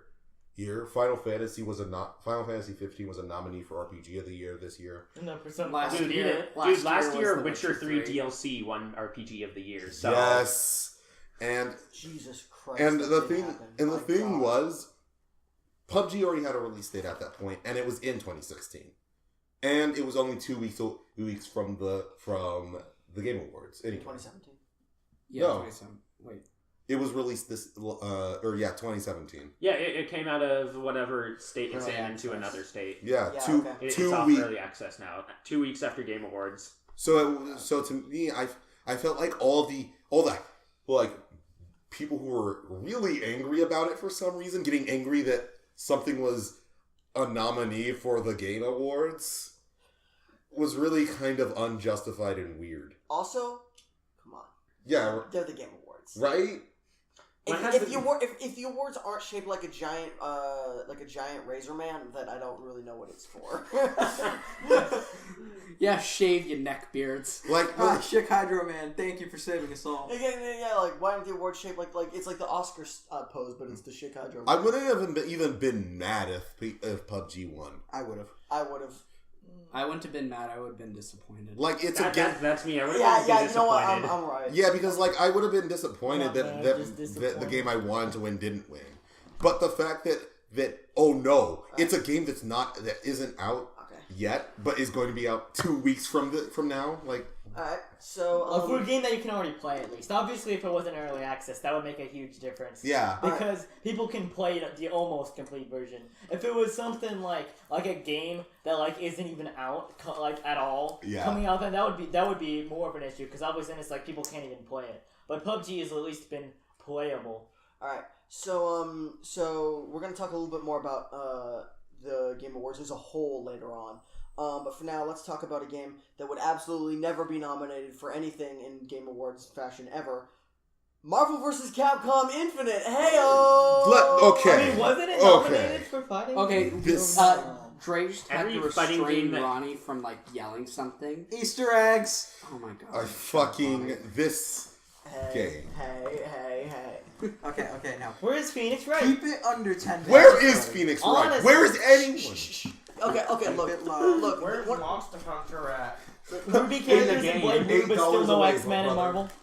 $8 away Did you like say- all the what was- DLC. Yeah. Okay. So all right. So locked content, shit roster. It's just not a good game. Here's the thing. It looks ugly. It does look ugly, but here's the fucked up part. Mm-hmm. It has the best combat out of the whole series. It feels fantastic to control. I don't doubt. Okay, look at that. I don't doubt. But It is crippled by the presentation is the problem. It is a crossover game with the blandest cast. There is more energy in the Super Smash Bros. 64 cast than there is in this one. There's Ruby characters in Blue, but still no X-Men in Marvel. They're still not, dude. How pissed off are the MVCI devs now that Disney just bought Fox? How mad must they be right now? Yeah, because this is the worst performing Capcom fighter since the PlayStation 2. That's saying something. This didn't sell. Should have had Beautiful Joe. Should have had so many people. Should have had Magneto. Should have had Dr. Wolverine. Doom. Should have had the Thing. Was Street Fighter V this Should year? have had Daredevil. Was Dr. Doom in this one? No. Oh, No, Fox. no, Oh no my Fox God. characters are in this. Not a single one. Jesus Christ. And then the most here's the and thing also with they their didn't- terrible roster. I They were proven to be reusing models from Ultimate Marvel vs. Capcom 3. Yeah. So they have no excuse to not just bring over the entire roster. Joe, There's no tech. Joe, There's stop. no tech barriers. It's probably incredibly easy to do. Along There might be like some coding changes necessary, of course. even if we leave out the fact that the roster's clearly influenced because of the MCU and what was the Fox Marvel feud. Just taking away the base roster. What about people like Miss Marvel? What about characters that they own? Why isn't Daredevil in this game? Oh my God, you're right. Why aren't characters that people have been wanting for years? Why are we still dealing with Resident Evil 5 Chris Redfield? Yeah, What? It's weird. And Leon Kennedy, please. Yeah, Leon Kennedy, or somebody new. Ethan from Resident Evil 7. Anyone, literally anyone. yeah, and don't you have to pay like $8.99 for Black Panther? $8.99 And for Monster Hunter. $8.99 for every DLC character. Oh my. What the fuck? And despite all of this, Capcom is still going to be Cap God in 2018. Yeah. Look, yeah, let's. Oh, by the way, $25 for alternate costumes and colors. Fuck Wait, you mean you. Hydra Cap is behind $25? Hydra Cap's not in the game. You get God some. damn it! Yeah. Oh my God. They don't. I bet they don't have Do half we get Ultron, weird- half Hank Pym either. No. Do we get weird and like sparkly isn't in it. nomad? No. Oh my God. It's- What do you have? It's Captain America as a gladiator that he was in one story in. We have. Why not Hydra Cap? We have Why not Planet. even- okay, That's look, not relevant enough. Why not have the fucking MCU outfit if they love the MCU so much? Because you see, our Captain America looks like a weird gorilla man, and we can't find a way to make He that work does. in the MCU. What's the guy who created Cable again and all the other edgy... Todd McFarlane. Rob Liefeld. I'm glad to Rob see. Glad to see Liefeld. that. Wait. Rob Liefeld. And Yeah, I'm glad to see Rob Liefeld is doing the character design for Marvel. No, vs. Capcom because if today. he was, every attractive male character would look exactly like him. Exactly. Oh yeah, and also all the characters wouldn't have feet because you can't draw them. Yep. Which is fucking weird. I mean, half the time they're clipping through the floor anyway. Hey. Maybe Oh. Rob Liefeld did do the character design. Anyway, so that's MVCI in a nutshell. Don't buy it. Don't buy it. Jack, you had some things you wanted to say about a game called End Is Nigh. Oh yeah, it's Plug it, fam. it's bueno. It's made by Edmund McMillan, same person who did Binding of Isaac, his other Super Meat Boy. What was it? It was Dead Baby Dress Up, all that.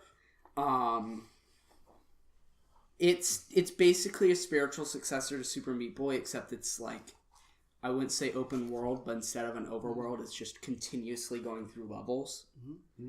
And it's the same, everything you see on the screen is that one level type thing. It's Cool. It's really good. So, how does it compare to the other Edmund? Can't say that man's name. Edmund Edmund McMillan. Eddie's Admin games. McMuffin? Eddie's games. Well, I mean, I don't think it really compares to Binding of Isaac because different games. Like it compares to Super Meat Boy. The physics are very similar. Mm-hmm. In Super Meat Boy, you weren't able to cling to like edges and stuff, or corners of like, like you can hang off the side of a cliff. Where in End is Nigh, you can't wall jump.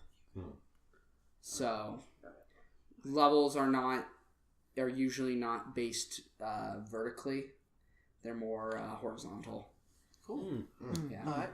So, Jack, that's really all I have to say. All right, about so it. then It's we're a good gonna game. So we're gonna move along with breaking speed, just like a certain hedgehog we know. Let's talk about the year the Freedom Planet. Let's talk about the year the Sonic franchise. Sonic now, the Hedgehog, Sega's Blue Creation. He's gagging him. All right. Anyway, so I'm gonna go on record by saying this. I think that the Sonic franchise should have died years ago. I think that five fucking years ago they needed to take this franchise out in the back and shoot it in the head. 2006. There hasn't been a Sonic game that's been good enough to justify keeping the franchise going in a long time, and I think it needs to die. That is until we got Hope. We got one game that I'm not good at Sonic games, so I'm gonna let my man take over. Ronnie, tell them about the glory that was Sonic Mania. Sonic Mania was fucking amazing. It had great physics. It was done by the guys who did the Sega CD port for iPhone. It was made by Christian Whitehead. There was another studio on it that we weren't really sure about, but when the game came out, we were just like, fuck it, this is good. We basically returned to form for Sonic. The Drop Dash is an amazing addition that lets you gain a ton of speed, as well as vertically climb ramps. Huh. Weird. Yeah, like if you jump and then if you like land on just like where the straight line wall is on the ramp, yeah, you still get boosted up. It's cool. It's weird. Cool. It's weirdly how it's kind of just refining how the old Sega Genesis games looked, but it's also when I think of like really impressive pixel art in recent years, Sonic Mania comes to mind, even though it really isn't that much different from how it used to look. It's just like much smoother looking. Yeah. Also, the music is done by T. Lopes, and he just fucking nailed it, man. Yeah, so proof now that all Sonic needs to do is not be made by fucking Sonic Team. Also, they removed the donkey Easter egg, so 0 out of 10. Oh, that's sad. You are right. Fuck what, that game. What was the Easter egg? Also, okay, so, if I could say one negative thing about it, I felt... No. Too many old levels. Too many old levels. Too many old levels. Despite them being good, too many old levels. There was only 4 new stages. Which is... I felt kind Green Hill Zone, anyone? Yeah, let's kill Green Hill Zone now. Can we actually kill him? Okay, Green Hill Zone, Chemical Plant Zone, come with me. We're going to the farm. Okay, so the donkey Easter egg. Jordan wanted to know what that was. The donkey Easter egg was, I don't remember, what was one of the water levels? Hydrocity Zone. It was Hydrocity Zone. Yeah. You're underwater, and there's a thing that you can spin on. No, it's... What? Well, yeah, the spin things have to do with it, but how you activate it is like there's a hook. Yeah, you have to hold on to a hook for a certain amount of time. 3 seconds, I think. 3 seconds. Then you hit the boost or spin thing, and it plays a clip of Donkey laughing. That's weird as fuck. Why did you remove it? It just got snuck in. It wasn't supposed to be there. That would scare me. What do you mean? What is if I was playing Sonic Mania like late one at of the night, and then you hear this, and then you just... I thought you meant like it was like an accident in the No, it was like, it was just a clip of him laughing, just like... That's fucking insane. I thought you meant it was like accidentally added in the first place. I was thinking, how do you accidentally add something like that in? Well, there's... If I may just... Go for it. Okay. There's also like... I just wanted to add on, Sonic Mania just fucking so much, not like, so you have Sonic, you have Tails, you have Knuckles, each getting a different campaign. Knuckles. Not to mention Knuckles in Knuckles mode, which is a great addition for the fans. Knuckles, and it even has its own special ending. Nucleus. And everything for the Blue Blur was going amazing. How did they fuck it up? Well, Sonic Team, they find a way. Let's talk about one Sonic. Everyone probably announced Sonic is back. It's returned to form. People were yes, excited. no, the game that Ronnie knows more about than Dre. Even though Dre's played Let's more talk of it. about I was still right there. the 13 You weren't. frames You per said it was second good. glory No, that I was. said that the controls were bad. Let's talk about the 13 frames per second glory that was Sonic Forces. 13? You It- need to have I don't a- know, you need the to have a game ran persona. smoothly. No, the grain ran was- smoothly. It was Not for me. Do you have it? I played it at a friend's. Oof. Oof. You actually played it? Yes, I have played it. Yeah, Sonic Sorry. Forces was a thing that came out. It took Boost to Win and took out the various branching paths the generation did. It's What I did like about it, though, on the PC version, there are already mods for it, and there's a mod that replaces Sonic with Mario and then replaces the custom character with a penis. What the fuck? Well, that actually So- makes the game funny. Yeah. Unlike what they were So, able to do. like, you know, the part where they boost up the tower and it's like they high five, it's the tip of the dick, high fiving Mario. Oh god. Fuck! It's everything I've ever Okay, wanted so in a here's the Sonic game. Here's the thing. Everything I've ever wanted in a Mario game. This is okay. That's what This Odyssey is was what sums up Not Sonic enough Forces to me in the penises in nut. Mario Odyssey. This is what sums up this game in a nutshell for me. The main antagonist of the game is, other than Eggman, of course, or Robotnik, is this new character, and he is literally a suicidal furry. Basically, his backstory is that he's a weird demon creature thing. He hates his life. Am I infinite? No, whatever. He hates Yes. he hates his life. He hates everything about himself. Robotnik comes, shoves a magic gem in his chest, and then says, "Hey, you want to figure out how that works? Follow me." And then that's the beginning of the game. That's actually what happens. Well, The also, villain is a suicidal furry. But he actually has a pretty good theme.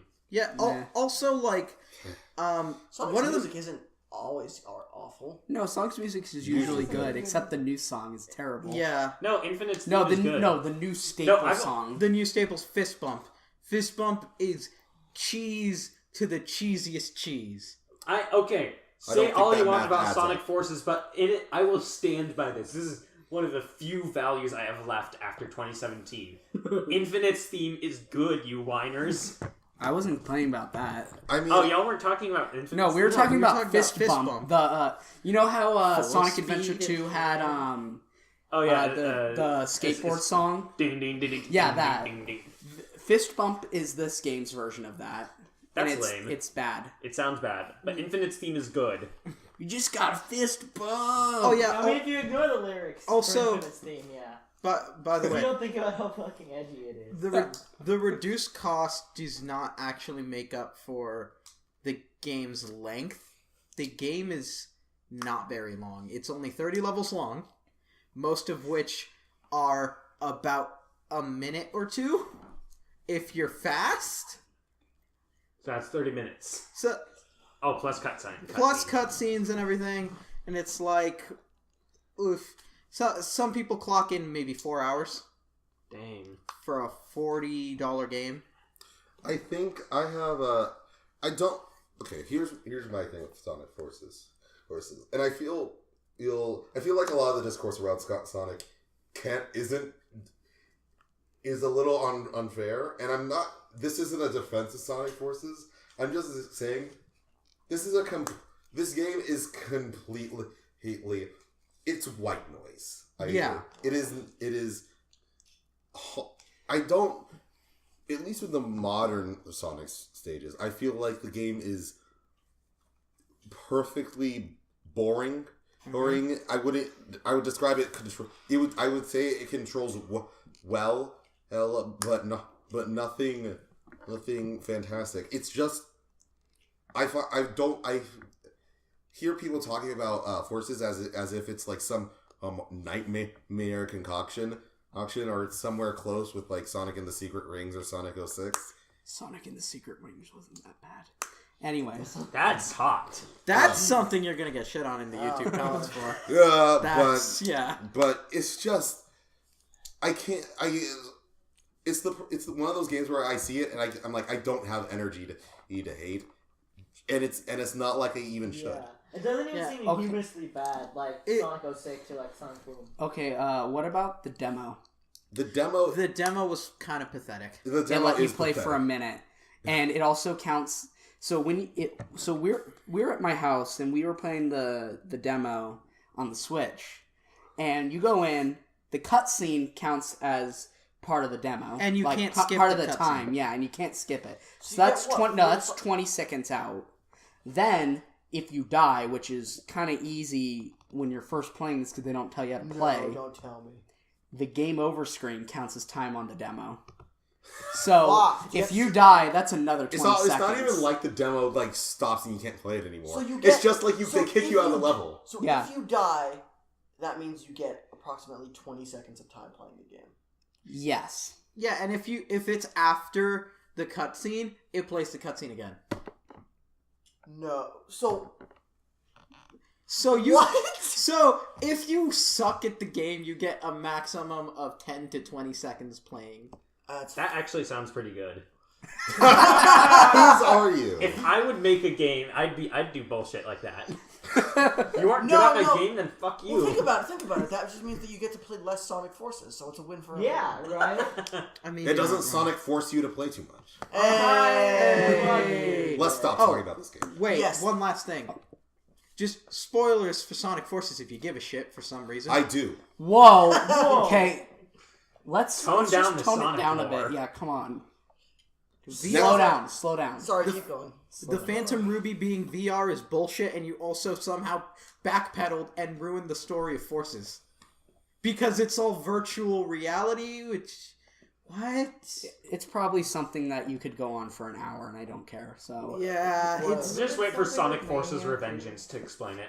Yeah. okay, so this wasn't on our notes or anything, but I thought I'd wanted to bring it up. Bubsy was rebooted this year. Yes, it was. And now we can move on. No. So, Doki Doki Literature Club. I still have something on this. Yeah, fine. The game is $30, and it's an hour long. Bullshit. Next. Now can we move on? That Yeah. sucks. Yeah, it's an hour long. You can beat it fast enough to refund it. Sonic Forces That's didn't awesome. fall. Hey, sounds good to me. Yeah. Anyways, as Alright, Guthrie so, said, Doki Doki Literature Doki Club. Doki. Okay. I have a very interesting relationship with this game. It's my. I'll just say this right now. Can I say one thing? I'm sorry. Oh, Spoilers. They're gonna talk about spoilers. I haven't played the game either, but I'm not going to because I've already had it spoiled. But spoilers. Wait, Just- not only spoilers, we are going to delve into some pretty dark shit, because that's what this game does. Just We'll say what Yeah. the game says. If you do not like, if you're have going depression, through yeah. a serious depression or anxiety, do not play this the game. Yeah. So that being said, I'm just gonna say this right now. It is absolutely my favorite game of the year. Mostly because I had no knowledge going into this. It was free. Basically, what happened is I saw a YouTuber that I watch occasionally playing the game. He mentioned that it was free, and I thought, well, I don't really. When seeing, I saw that the subject matter was going to be dark because there was like the warnings ahead. I was like, I don't really want someone joking their way through this. I want to experience something like this myself. So against my better judgment, I went and I got the game. And I will say I have never enjoyed a game so much that I would never recommend anyone else play. I don't think people should play this game. It is it's fucking nutso. it's nutso. It's nightmare fuel, but in the most ridiculous way. And I'll say this: never in a video game or in almost any circumstance have I seen a depiction of mental health depression that impacted me this much. I'm not gonna say it was the most realistic because it wasn't, but it was. I feel like getting a little bit more personal. It's more true to the experience that I went through, that I've had. On a little tangent on that, I would recommend Night in the Woods because it actually does. Okay, I know the main character of Night in the Woods is a horrible person, but Fuck me. it plays that mental illness stuff like really well because like you can really relate to it, especially if you're a college age kid. Yeah, for Like no, everyone for in this Doki room. Doki, Yeah. the game is always it's always at 5 steps ahead of you. It knows it plays, and it's the most interesting part about it is that it was coded and the game was really, obviously artists designed everything, but the game was really created by one guy. And you can really feel that singular vision. Yeah, and I'm also gonna give it this. I was in a room and watched someone play this game. When the first big twist happened, it gives you that sense of you know what is going on, but you do not want it to happen. No, yeah. See, here's the thing: you have a choice, in the middle of the game, to either when one of the characters who's the character who's your childhood friend confesses that she's had mental health issues her whole life, and she's been in love with you as the person, and so you've been in love with your character, and so you have to decide whether or not you want to be in a relationship with her to try and make her happy, or go another path. My decision was to confess love to her because I didn't want her to fucking kill herself, because I could sense that was coming, and the fact knowing that part of the reason why she did kill herself was because I confessed fucked me up. I had the weird fucking panic moment. It was ridiculous. It was truly a horrible feeling in the best way possible. Yeah. When you see it happen, you yourself do take a moment to just step back and just process what you are seeing. And what this game is really good about is this game, I shit you not, operates on 3 levels of reality.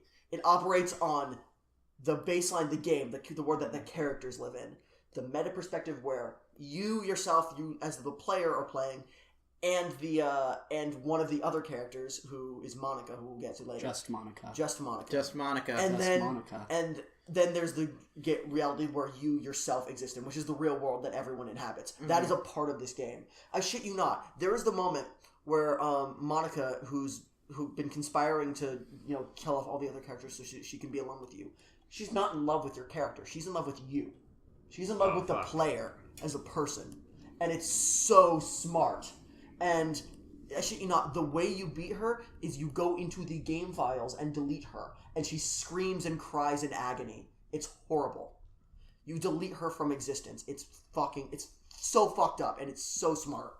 You know what this reminds me of? What? There's an episode of Gravity Falls where almost this exactly happens. Yes, Giffany. Giffany. But instead of her killing other people because it's a kids show, she just becomes obsessed with Seuss, and it's yeah, and it's good. Just the ending of the game is the best ending.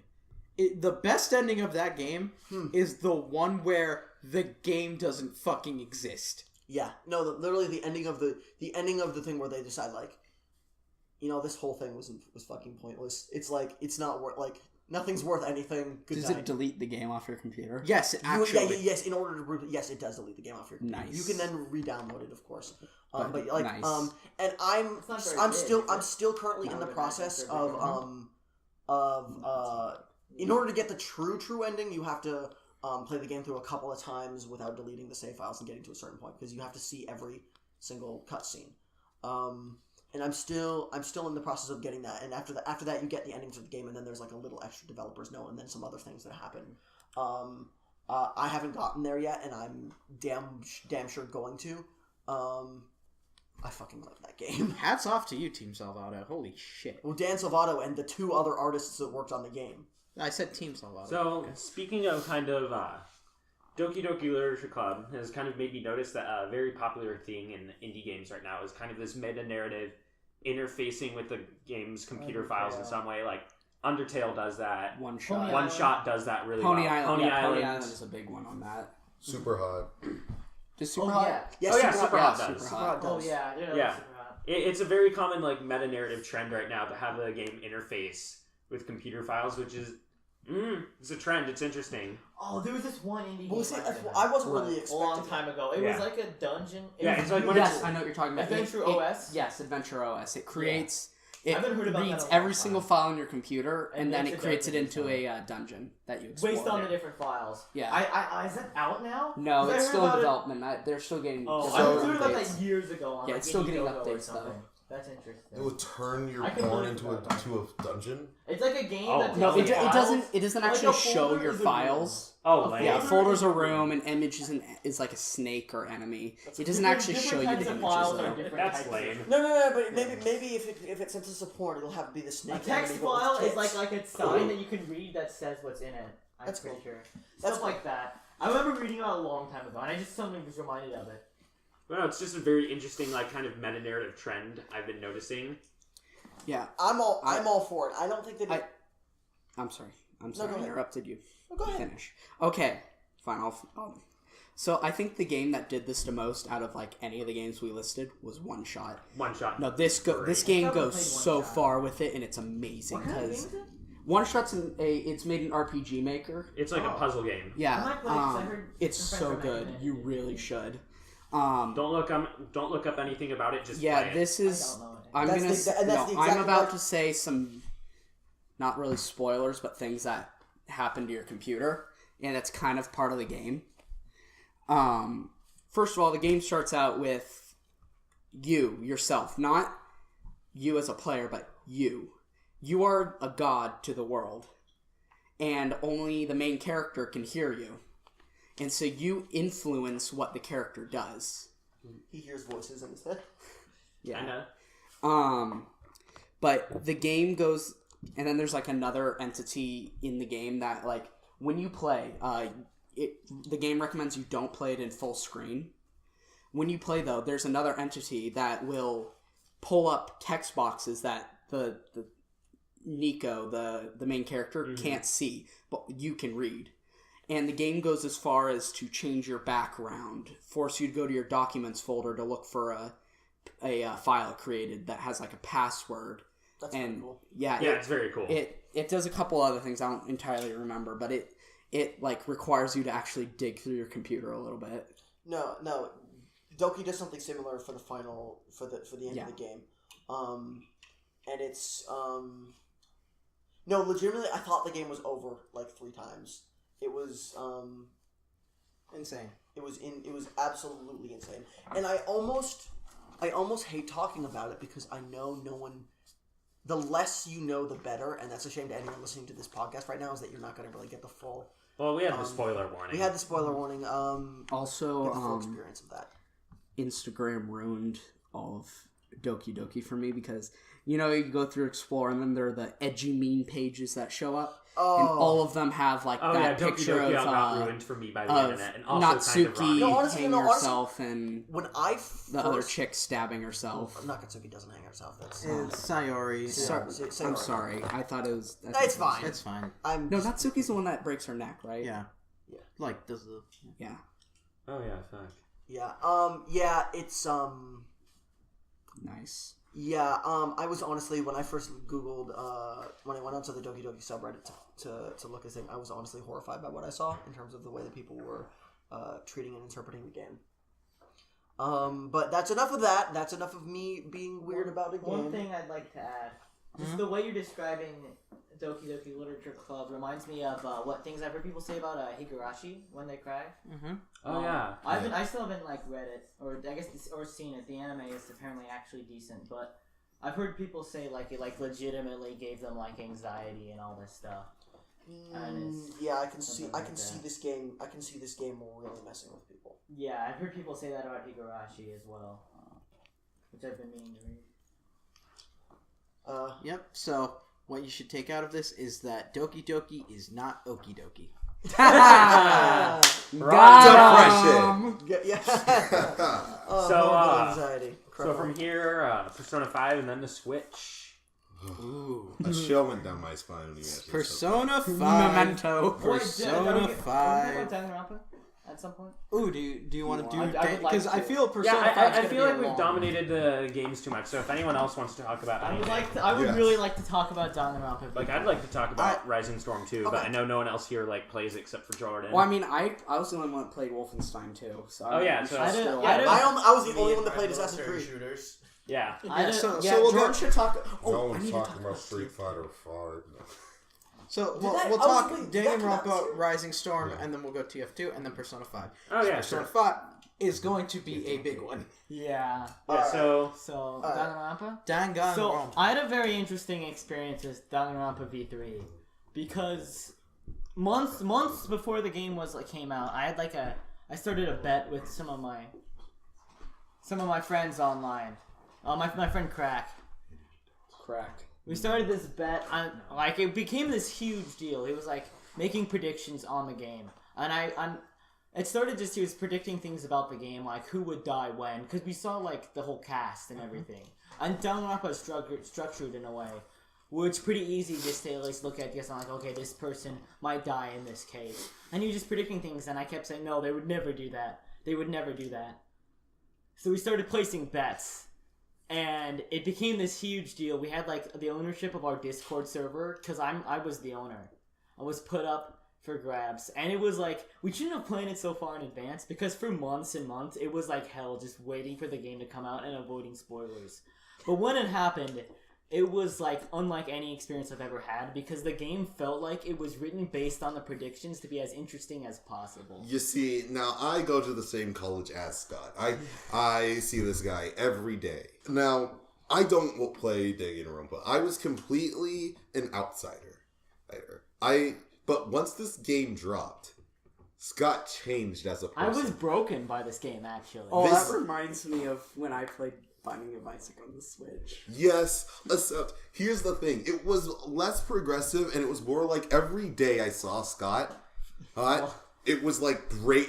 He was like sanded down a bit. Because I was like I was no-lifing this game, and there were points where I was really like stressed out, not because of anything in the game, but the like prediction war, because it got so close. There were points where I was like, this is about to happen, I'm about to lose, and my heart was racing. Some people legitimately didn't see Scott for multiple days. Oh yeah, because I was just in my room playing this game, especially because my roommate was like gone the weekend that I played it the most, Yes. so which made it even better. There were points where like I remember the amount of like how seriously you took it because you were playing it in like a common area. Oh yeah. Family room. And this guy walks in Oh yeah. and he's like, Fuck that. "Why aren't you playing FIFA? Oh my god. Why aren't you playing FIFA? Yeah, so before Well, this game is boring. You're Yeah, just like he was clicking watching on me. I was playing on my laptop. This wasn't on the big screen for everyone to see. I was on my laptop, and he just goes up to me, and he's like, look, this is so boring. You're just clicking. You can Dude, win let me the just game hit by- the skip, let click me the just text. beat it for you by clicking, and I'm like, dude, what the fuck? Why do you care? I'm playing this game on my laptop. It's not your game. What? So Why out do of you care? curiosity, how long is Danganronpa? V3. Long. I mean, I think it's about the same length as like 2 and the other one. Really? So Yeah. I that, think. that doesn't help me. I didn't play any. Well, of I them. played Well, yeah. 2, so Is- That's why I said that. Is not it like too long. 12 hours or something like You can that? watch the that's entire I mean, anime yeah. series It's, before you I think it's a finish- bit longer. before I'm not you sure. finish the first game. But V3, I mean, I wouldn't say it's like most people are not gonna have the same sort of experience I did because the prediction war affected my experience a lot. And just there's something about playing a game like I've anticipated at launch and then like no lifing it that has this weird feeling to me because it's like I'm like in like so immersed into it. It's all I'm thinking about, and then it like fucks me up a bit. Like Zero Time Dilemma fucked me up pretty bad too. Yeah. Especially with how I felt after the But- ending. I was depressed for a week after I beat that game. There was see now even like away from Scott, the way he described this game, the things that happened in this game, and the way he set up it really made me actually want to get into the Danganronpa series more because I've never seen a game that like this game has twists that like play with its whole series Yeah. that change The ending is that the ending we're not even gonna like allude to I don't want to anything allude in to the it, ending. but I just want to say I love the ending. Most people, it's very hated. And when I first heard it, I was like, this is fucking stupid. And if someone told me they didn't like the ending, I wouldn't defend it, really. I wouldn't even say, like no, I think it's good. I would say I like it, but I completely understand, because it's fucking stupid. Yeah. It's, like, super dumb, but also I like it. And In a weird way, the I thing think it is, really it's works. not a game that relies on a singular twist. It's a game that makes twisting like the norm. M. Night Shyamalan would be jealous. Yeah. Shyamalan Well, was isn't in hating the ending sort of just like the Danganronpa? I mean, thing? I No. didn't like No. Danganronpa 1 and 2's ending at all, really. I and I hated like Danganronpa. I've only played 2 and I hated Yeah. the ending. I don't like. It's weird. The V3's ending is like so much way like.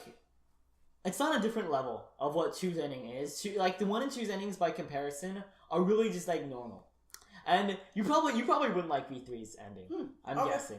Even though I mean, it's weird saying if you didn't like 2's ending, you wouldn't like V3's, because I didn't like 2's ending and I like V3's. But I would say most people, if you don't like the kind of things in the endings, you wouldn't normally like V3. It's kind of weird. Like, Okay. it's like I like the ending should despite play not it. liking the others, Yeah, but not you know in the what? sense, Sounds good. not in the sense that it does things the others did better. Really, Yeah. it's what I mean by that, I guess. If you don't want to sit through the game, the first game, you can just watch the first game. It was a rush job. Don't watch it. What? Wait, the The Danganronpa anime for the Yeah. first game. First game Oh, was a I've rush been job. seen I only it. saw the anime for the second game and it sucked. You mean the? There was no anime You mean for the the second game. There Danganronpa was. 3? No, Danganronpa 2 anime. There isn't one. There isn't one. There's no adaptation. Then what the hell did I watch? You probably watched Danganronpa 3. You Are you probably talking watched about Danganronpa Danganronpa 3 Hope You probably Arc? did. The Despair arc? Or Despair Arc? Because that was about the same characters.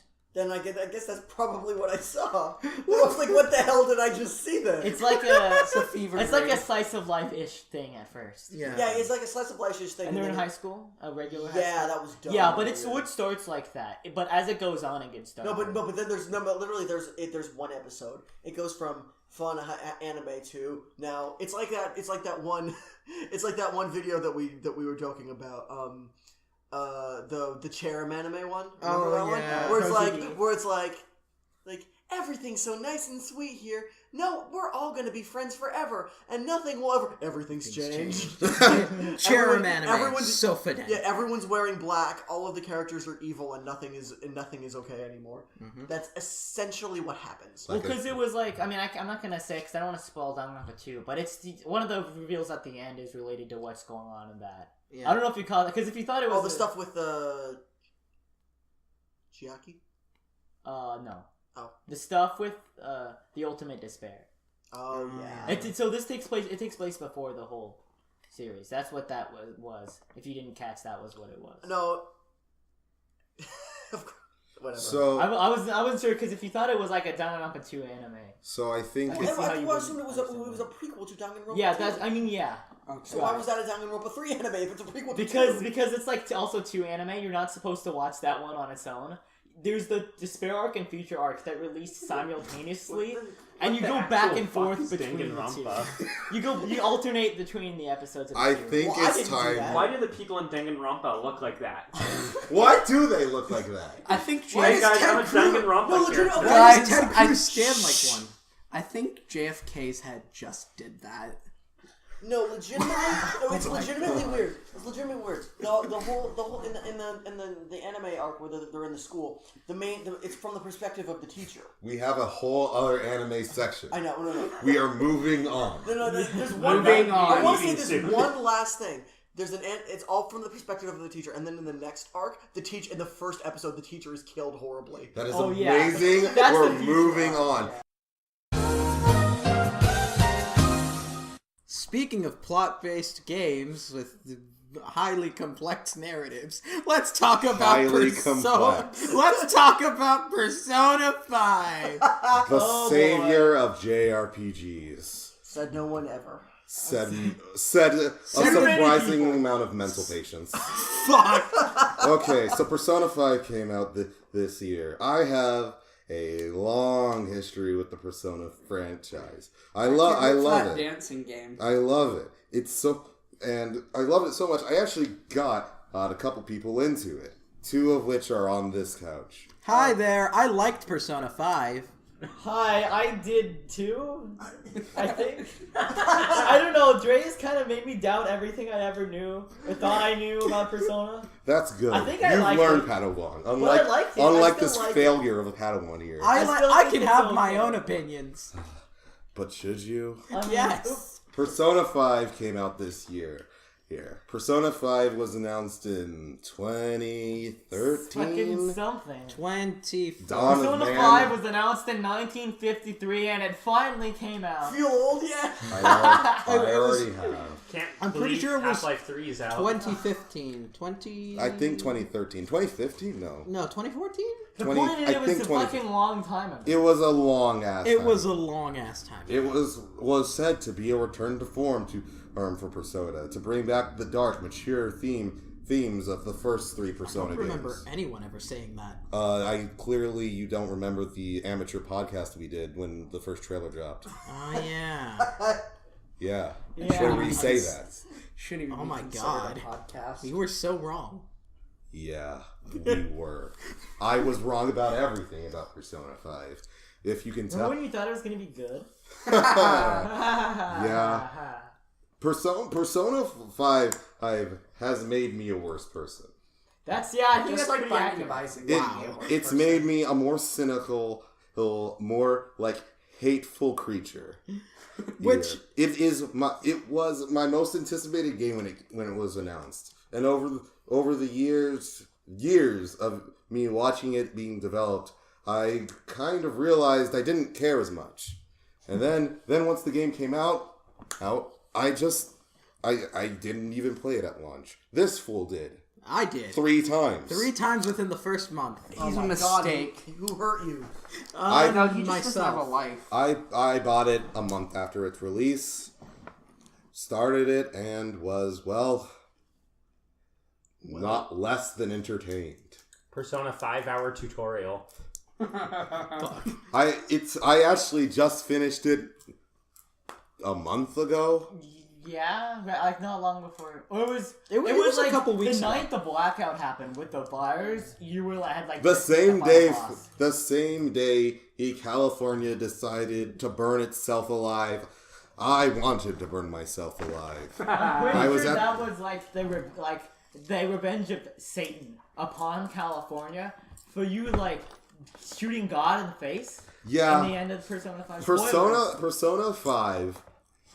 And I'm going to let the others talk. I'm going to let them talk and give their opinions out there. But I'm going to say this. Persona 5 might have some of the worst writing of any fucking game I've ever played in my life. Some of the most shallow game design. And it was one of the surprisingly easiest games of this year. There is not a character in it that I would say is better than maybe fucking half of the Persona 3 cast. The music in it is the worst in the series, and then yes, I consider. Yes, I am including the first 2 games in there. While the art style is good, I think it covers up for actually a lack of substance. It's overall probably my biggest gaming disappointment in my life, and I intend biggest on disappointment in your life period, probably. and I intend No, on he still has talking his son. I don't think. and I intend on talking about it a lot more in the future. With that being said, you guys take it away and talk about the best RPG of this year. I enjoyed Persona 5. Zelda? Yeah. Fuck. Oh, I think you mean Witcher 3 DLC. Best game of the year. I'm sorry. Yeah, Should have been Game of the Year, honestly. I played Persona 5, as Dre said, a total of 3 fucking times within a month. What a disappointment. Honestly. They were New Game Plus runs. I'm very close to 100%ing that game.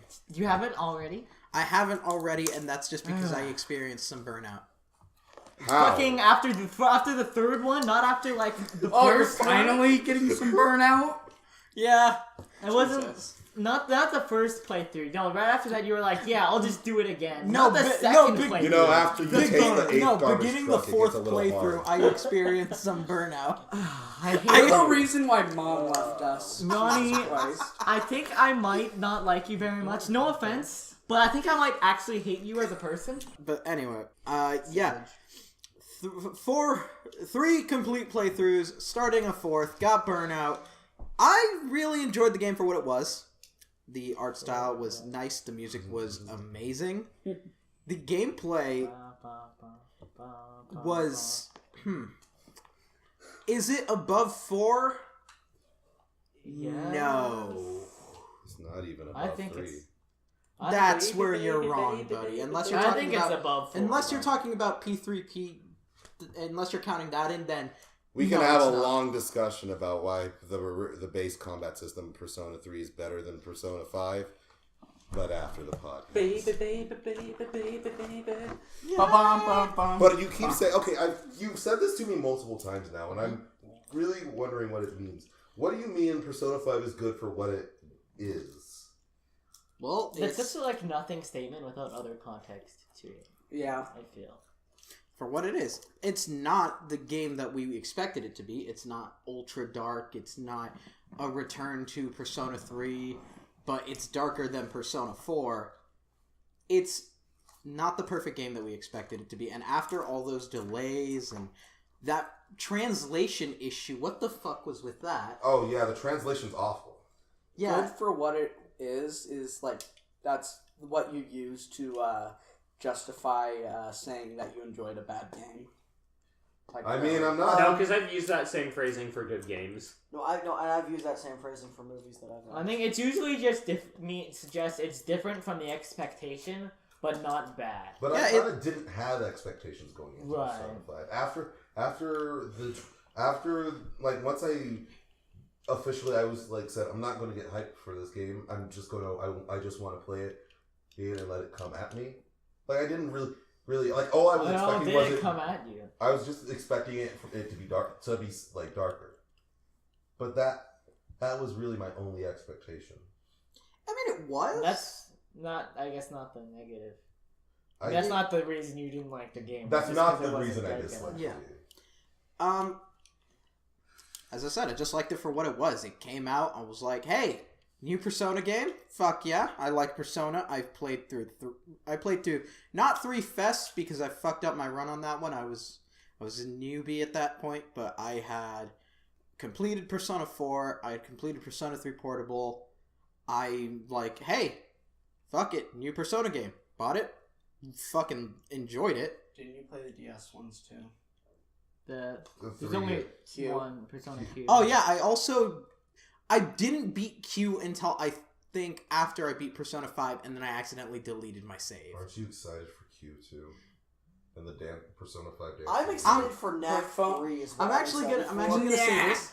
Q was not a very good game. That's what I've heard. Or Persona Q, you know. Or the whole Persona 3 5 Dancing All Night. Or Persona 5. Dancing Star arcade, Night. Like fucking arena. Yeah, Or the I'm anime. not excited for how they're going to milk the franchise. I love Atlas. Atlas has become a milking machine with its personas. When are they gonna add loot boxes to Welcome to Persona? capitalism. Oh my fucking god.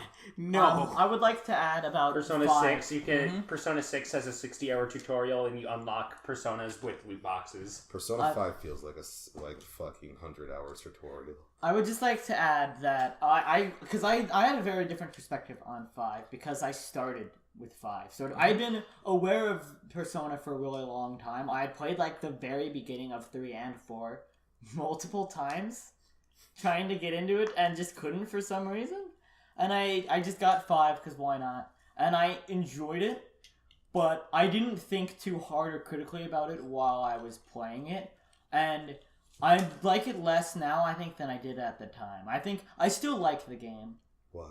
but I still like the game. But after like hearing Dre talk about it so much, and just kind of thinking a bit more about it, there are more things that I think about the writing where I think like that wasn't well written. Like there were things that while I was playing where I was like, this isn't well written, but I didn't think about it enough to be too bothered by it, I guess. I don't know. I wasn't invested in it enough to be all that critical of it, I guess. But I enjoyed it, and then I played 4, which I don't really like. I don't like 4. Yeah. But now I'm playing 3, which I'm liking a lot so far, and I think it's probably going to be my favorite. Jury's still out because I'm not that far, but I like 5 more than 4. And not as much as 3, most likely. I want to really add something to this conversation. I think this will really give you some perspective. I've never played any of the Persona games. That's it. Alright. Dude, you read my fucking mind. That was Yeah. Alright, I'll say this: Persona 5 does something better than 4. I feel its cast of characters actually feels more like Friends than 4. You like it, And that's because if you take out Narukami from the story, none of the characters would actually have interacted with each other. I mean, yeah. That's kind of my problem with 4, is we shouldn't really talk about 4 too much, because we're talking about this year, and we're talking about 5. Jesus Christ, Persona 4 came out in 2002. Wait, It what? fucking No. feels like it. No, Do it you came feel out, old yet? wasn't it 2009? It was 2009, yeah. Yeah, it was 2009, and then 3 was 2005, right? Yeah. Yeah. Back when Atlas was good. But anyway, why are we talking about a game from 1998? Honestly. Honestly, feel Just- old yet? As perspective, I also like the change of pace with the palaces. They are open, and you can explore them. You don't necessarily have to go through a series of randomized routes. You can remember which routes are what, and then just kind of navigate your way through, as opposed to the randomized staring at dungeon. me. And he doesn't need to say anything. I know what he's thinking. Just by him looking at me. I know what Ronnie is saying. I know. Alright. I've heard him talk So, about 5 enough. Yeah, this is, riveting Persona conversation. Honestly. You should, I'm brimming with excitement. yeah. He says while dying. Yeah, I think we should really... Tune in next time for Dre to drown Persona 5 and Ronnie in a toilet. Well, that didn't last as long as I thought it would. I was expecting that to be an hour of talking about Persona. I decided Ronnie's opinions on Persona are such shit. I don't need to argue with him. Because I'll just... Yeah. Those are good. It'll be worse than a fucking episode of Divorce Court. You know that Judge Judy spinoff? Yeah, that's how I feel about your cynicism. And that's why 4 is terrible You and New kind of Vegas is act the like best a one. married couple that's going through divorce sometimes. All When right, you talk we about should, Persona, that's kind of the vibe I get. Alright. Alright. Dude, You want to fight? Guthrie, Yeah. it's time. Use the greatest transition of all time. So yeah, the Nintendo Switch came out this year. Oh, no, you were supposed to say... We're gonna switch! We're gonna switch It up! to the Nintendo Did your wrist Switch. break? That didn't sound I was gonna break my wrist for this bit, so yes. That didn't sound like you saying. Alright, so we're gonna... Okay, so the first Switch game, I know. TF2. My index finger actually really hurts from snapping. Alright, oh my god, don't do it again, you madman! I can't snap. It's just gonna pop off, no blood. Oh god, that actually really I'm hurts. just gonna pretend like I can snap. Chill, I don't... put, I do put all this, my rage making into a every time I Snap. snap, Do so... it. Good one. Alright, alright, The so... heat Alright, ready? generating Are we ready to start talking? Alright. No, we're never Okay, ready. alright. So let's switch things up a bit. I know. Thanks, Guthrie, for that glorious segue. Dude, We're going to cut talk that. about the launch of the Nintendo Switch. Breath of the Wild. Man, what a disappointing A announcement launch- for a console. A launch game For a that great console. won. Yeah, that was the thing. It was a weirdly muted launch. That was a shit No. trailer, too. About, the guy just going to the fucking airport, and then there's the dudes playing Mario No, that was Kart in the great. car. That was Dude, great. the best, I best like part that. of the entire trailer was the dudes playing basketball and then going And and they playing stop, NBA. and they Because play people NBA. are always like, people don't do that. And I'm like, dude, all the Mexican kids in my neighborhood go play soccer for 6 hours and then play FIFA for 6 hours. And you know the most unrealistic part of that is that they had 2 Nintendo Switches, and they didn't just have the one friend. Yeah, Yeah. exactly. That was the unrealistic part, not people playing basketball and then playing NBA. No, the unrealistic part is the 30-year-old taking it to a party on a roof Oh, where they're yeah. drinking and having social That was. things. But wouldn't it be great if that was There realistic? wasn't one neck beard in that whole thing. and Yeah, that was that's the most also true. unrealistic There wasn't part. like a That's- sweaty fat guy. I mean, are they gonna really? Is that what they want? Are they going to market the Nintendo Switch Yeah, with they'll- that? I mean, Because that's people for know Nintendo's that's next what it is, console. but they don't The need desperation. to like show that. Really. Nintendo, give us money. Nintendo, please. Nintendo, yeah, that's it. That's the Nintendo, please. Comes with Mother 3 at launch. Ah, It's the only game it runs. At The this Mother point, Mother 3 3 machine. people are basically insane because the translation has existed for how long now? The virtual. Do you It's- want Nintendo Treehouse to translate Mother 3? Yeah. it's no, So anyway, so Bre- why do you want it? because so I could because play it on the there's Switch. nothing else to like talk about really for months. Yeah, I That is true. I moderate Like- the Earthbound Discord, and these people are insane. I I mean- love them, but they're insane. Is it Anyway, the Earthbound I would. Discord? Can we talk about? Yeah. can we So talk about slash the game r that came slash out this Reddit. year? Oh wait, last year. Actually, I want to. No, I want to keep talking about JRPGs from the 90s. So I was playing Dragon Remember Quest Chroma, 9. Chrono Trigger? Yeah, that Okay, was a good game. but for Remember, serious, Final Destiny? Is that what it's called? I'm not sure. I but think that came out this year. for serious, before we jump into the games, let's first talk about the release window the Switch came out on, and that was in the middle of March. Yeah, Nintendo does that. It was interesting. It was very interesting because usually they release around the holidays. Yeah, but no, it was out. It was out. It was a product that people could buy for like the full for basically the full year. And you know what? It still did bank on the holidays. Oh yeah, I got my Yeah, Switch it for wasn't Christmas. it wasn't on sale during the holidays like all the other consoles, and it still outsold everything else. Yeah, I got my That I honestly like from a business perspective, I would have called that a mistake. Not releasing it around the holiday season because I mean, do you remember when the Wii happened? Yeah, no, that's why they didn't release it around Christmas because they wouldn't have had the stock for it. They barely had the stock for it on release. Yeah, I was about to say they barely had the stock for it on release because the dumbest decision Nintendo made was putting off production until... remember when it was first announced in September? Yes, Like I the first- pre-ordered with it the the night first it was trailer? announced. Yeah, they apparently they had like... According to rumor, and we'll never know this because Nintendo hates looking bad. No, but according to rumor, they started production like literally a month before. idiots. But does Nintendo ever do production right?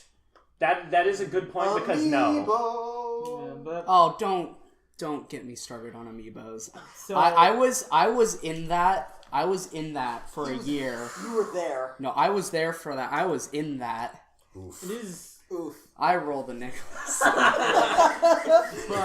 Anyway, Beware! so let's talk about some of the actual games. Yeah. So No, let's I talk think, about Death Grips. yeah, Breath of the Wild. so let's talk about game of the year. Obviously, A was launch a title. launch title won game of the year. Trying to figure that out. I'm gonna have to say, like, just before we get into any of this, I don't think it deserved Game of the Year. It was a great game, but it was a lot less than I was expecting Yeah, it to be. Witcher 3 DLC should have won.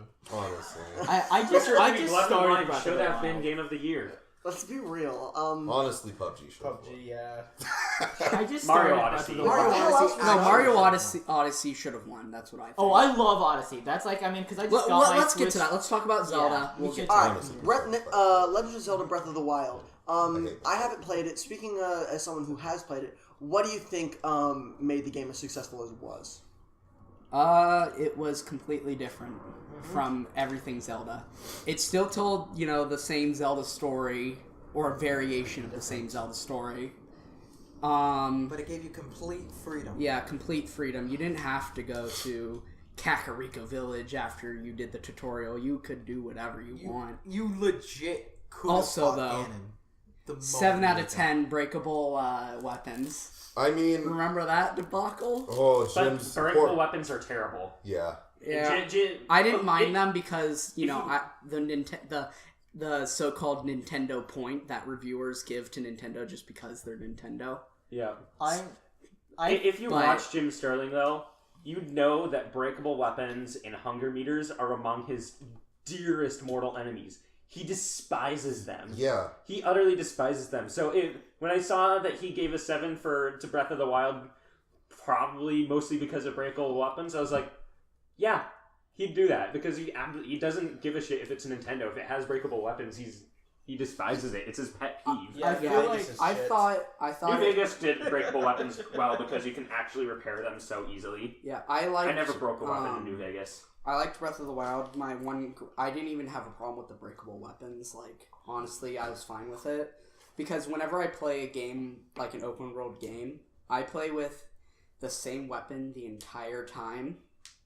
Unless I find a weapon that's also the same weapon but slightly better. That's like what I do in Borderlands, and I know. It makes it less good.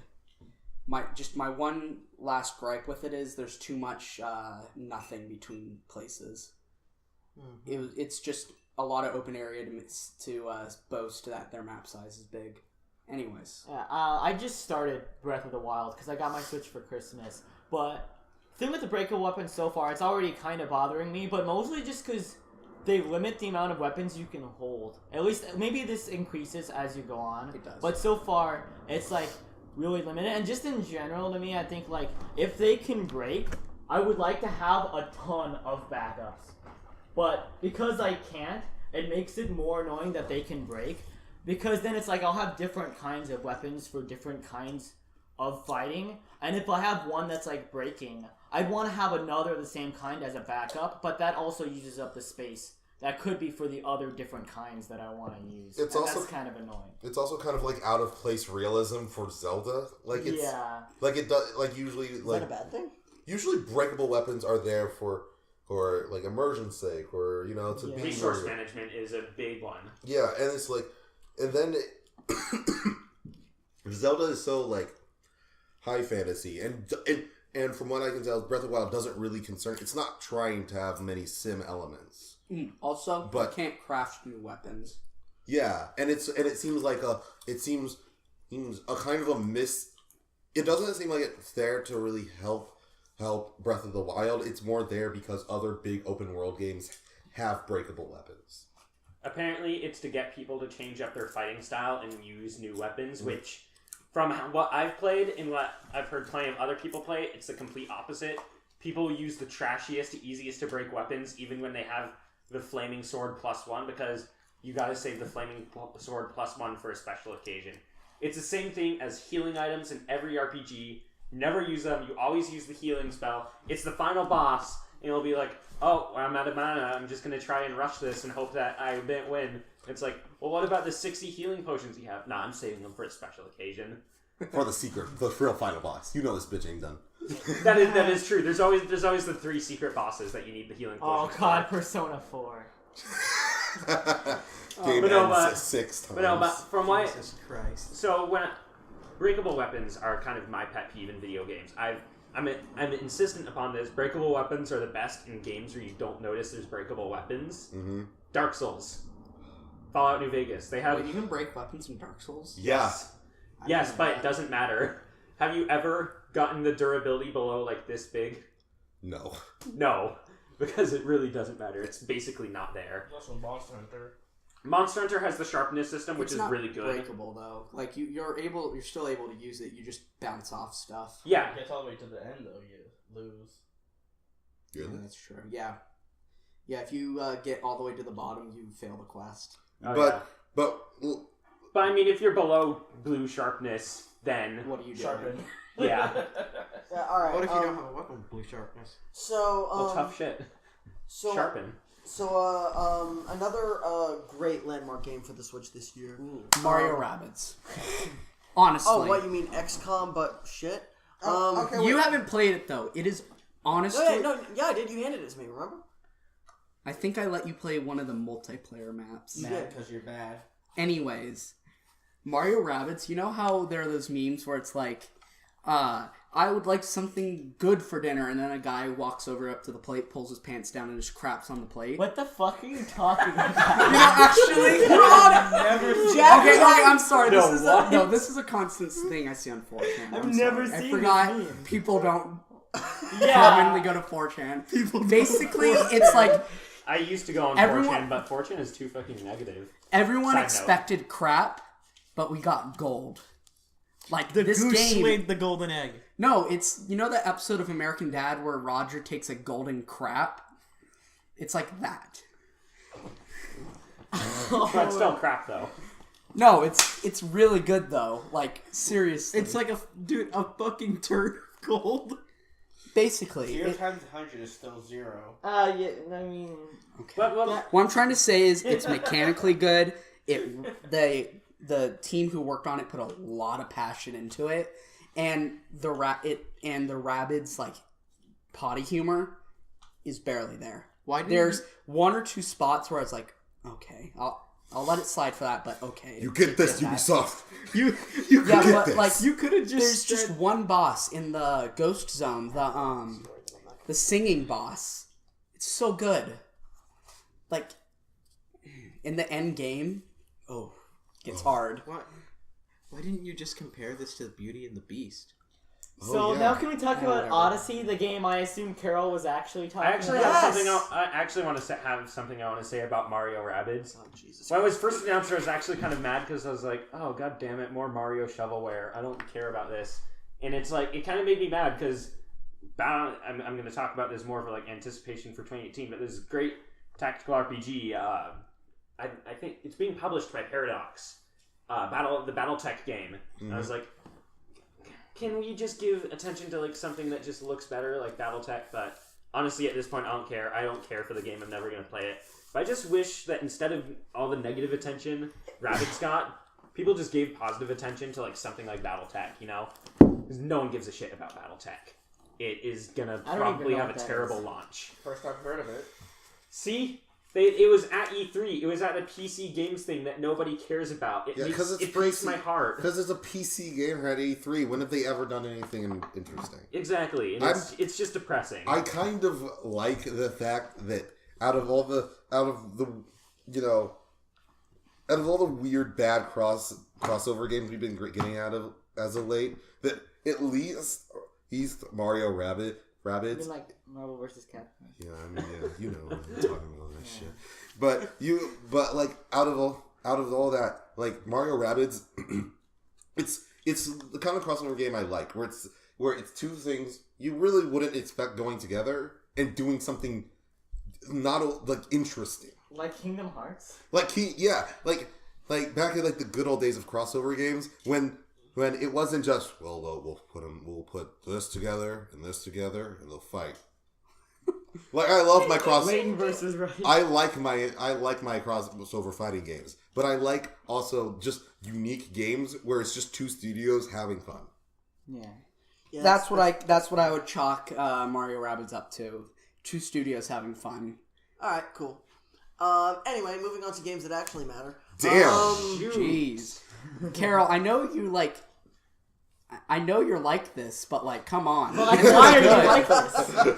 I know you're Like at the mention of Roblox, you are enraged. Because you don't know the pain that I've been through. You I don't. don't care about the pain you've been through. Honestly.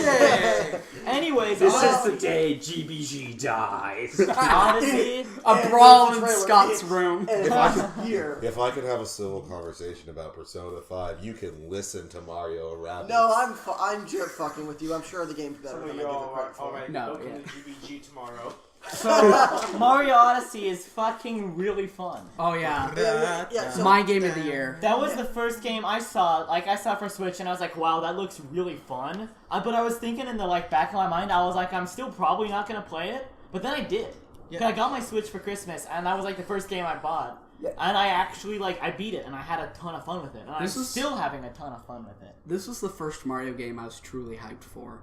Besides, Mario Rabbids. okay, I was hyped for that mostly ironically, but then it came out. But seriously though, since probably Galaxy or Yes. Galaxy 2, Absolutely. this is the most hyped I've been for a Mario game. See, I was mean, a what kid else when has been Galaxy there? came out. What else has Yeah, come Galaxy out? was 10 years ago. Yeah, I mean, Super free. I was like, Yeah, Super Mario 3D Land, World. Oh, Which is I not was good. a little hyped for 3D World, that's but just it because there wasn't were like cats in it. shut up. I mean, you know we're right. No, I mean, this I was think before my whole cat obsession. the 3D Mario games are fairly consistently good. I mean, I know They- they're no, they're- No, they're not. They- No, they're not. yeah, Like I think what? they are. Like what? Like I mean, what? I guess Like what? yeah. What 3D Mario games were bad? If you say Sunshine, that's Yeah, I cop was out. thinking. no, Sunshine isn't bad though. I freaking love Bad Sunshine. because you're bad. Well, because I was just thinking, Sunshine's like I think the one I've seen the most dislike for.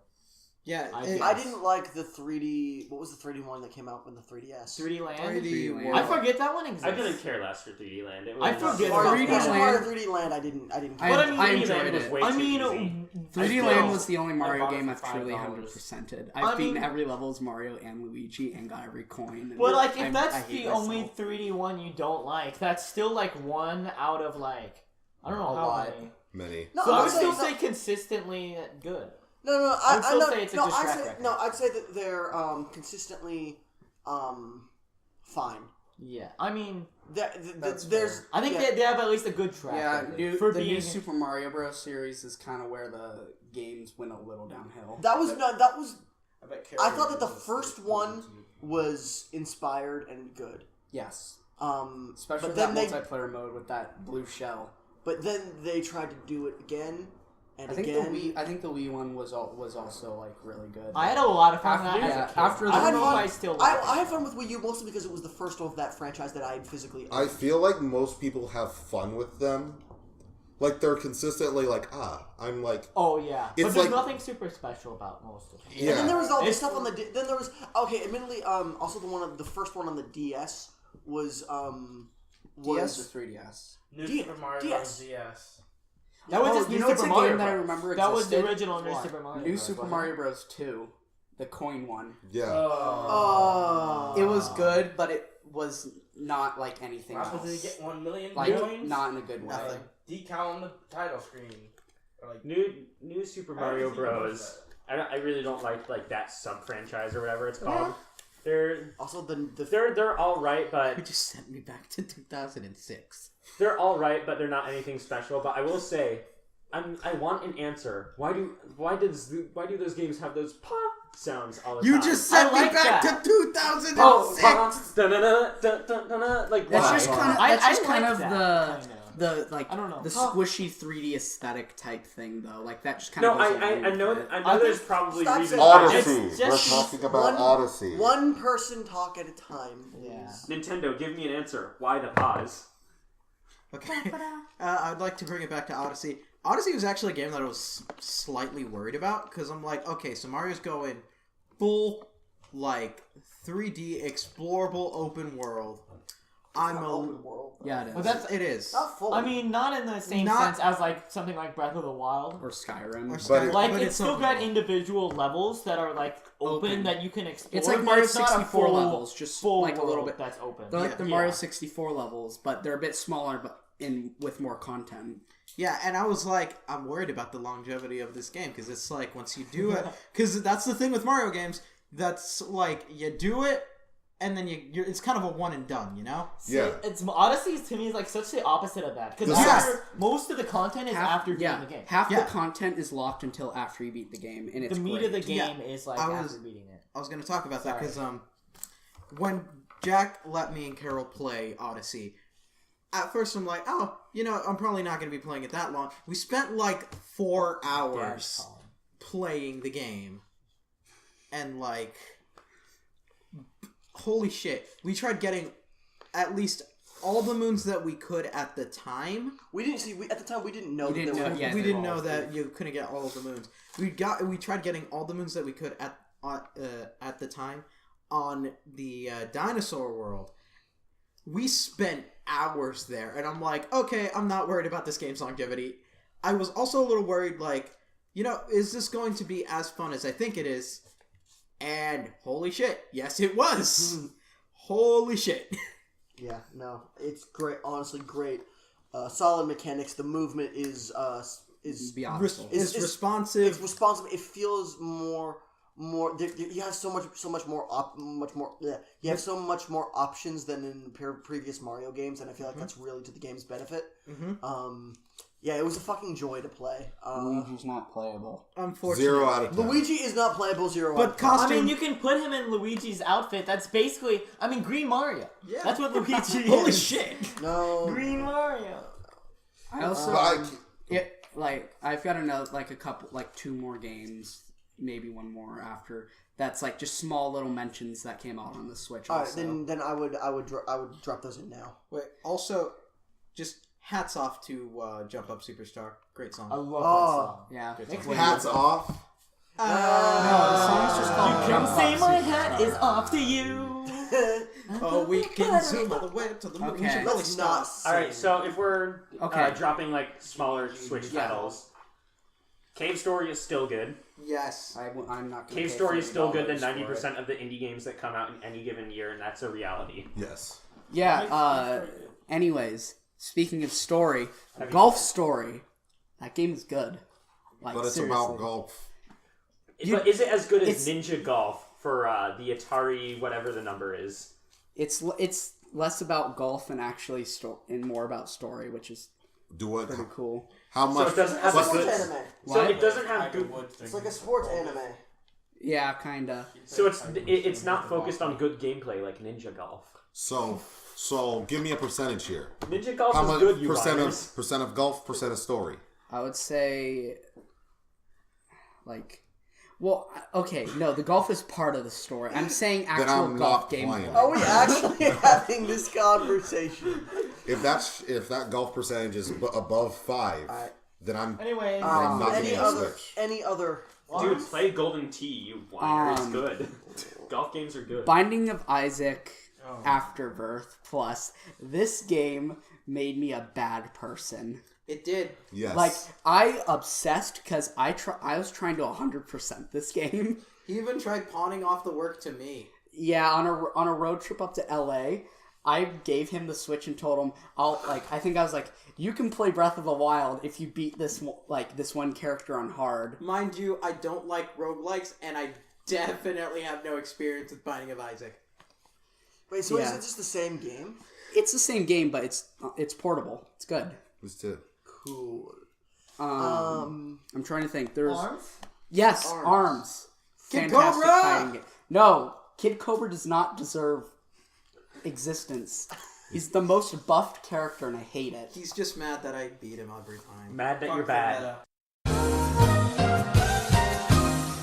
No, like the things, we've been talking about franchises and things. Let's talk about events. Now, I don't want Things to talk that about this happen. too long, but we all agree that we would firmly chastise the Szechuan sauce debacle that happened. Szechuan shot. Oh, did we agree to this? I guess we did. Alright, then. Okay, this is This is the first time Jordan's space Yeah, for you guys who didn't know, it wasn't just there was a guy here the whole time who was just listening to us and dying.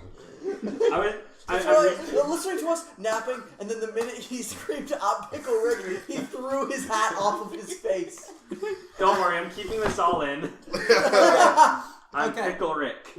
So, for those who don't know, in the month of December 2017, the McDonald's decided to do a faux Rick and Morty Szechuan sauce thing.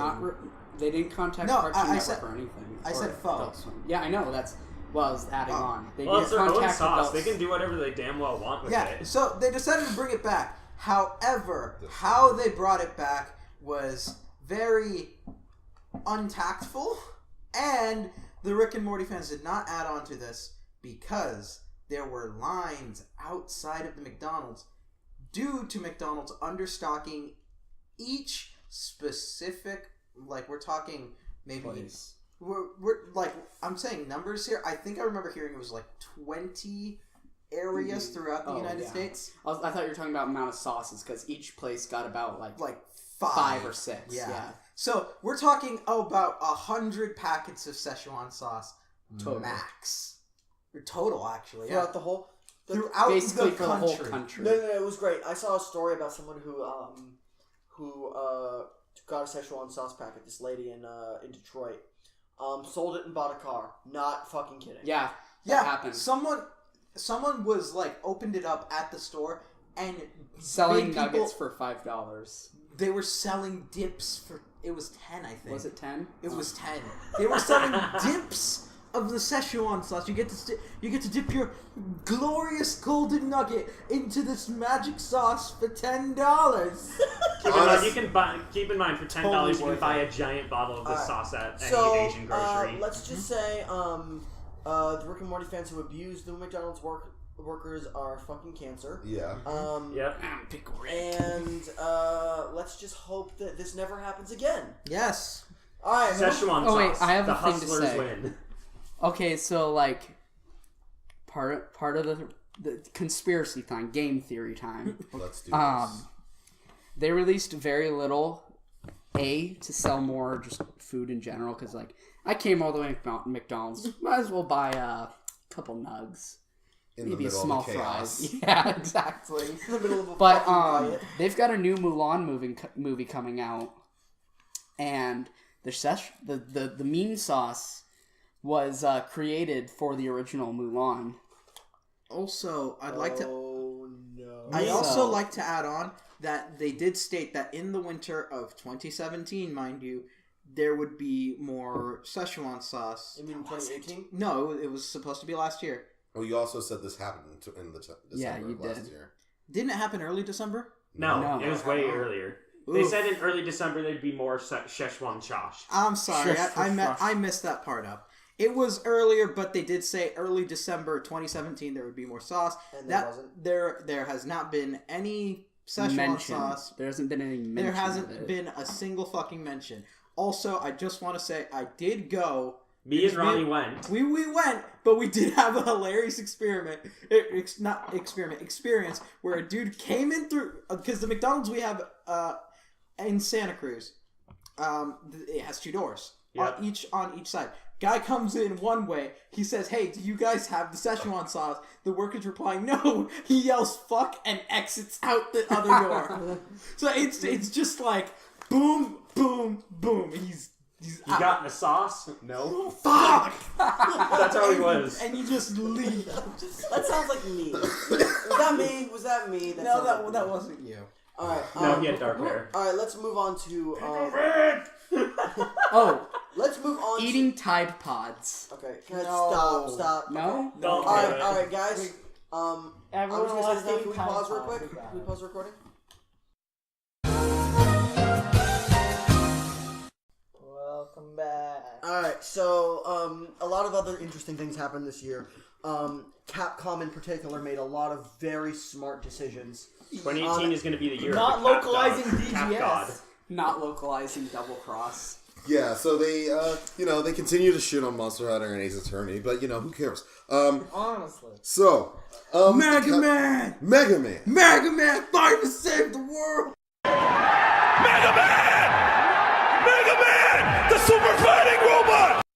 Honestly, Mighty Number Super 9 is Fighting better. Roma. Shut up. So, Go die. so I not backed that monstrosity. One person at a time, please.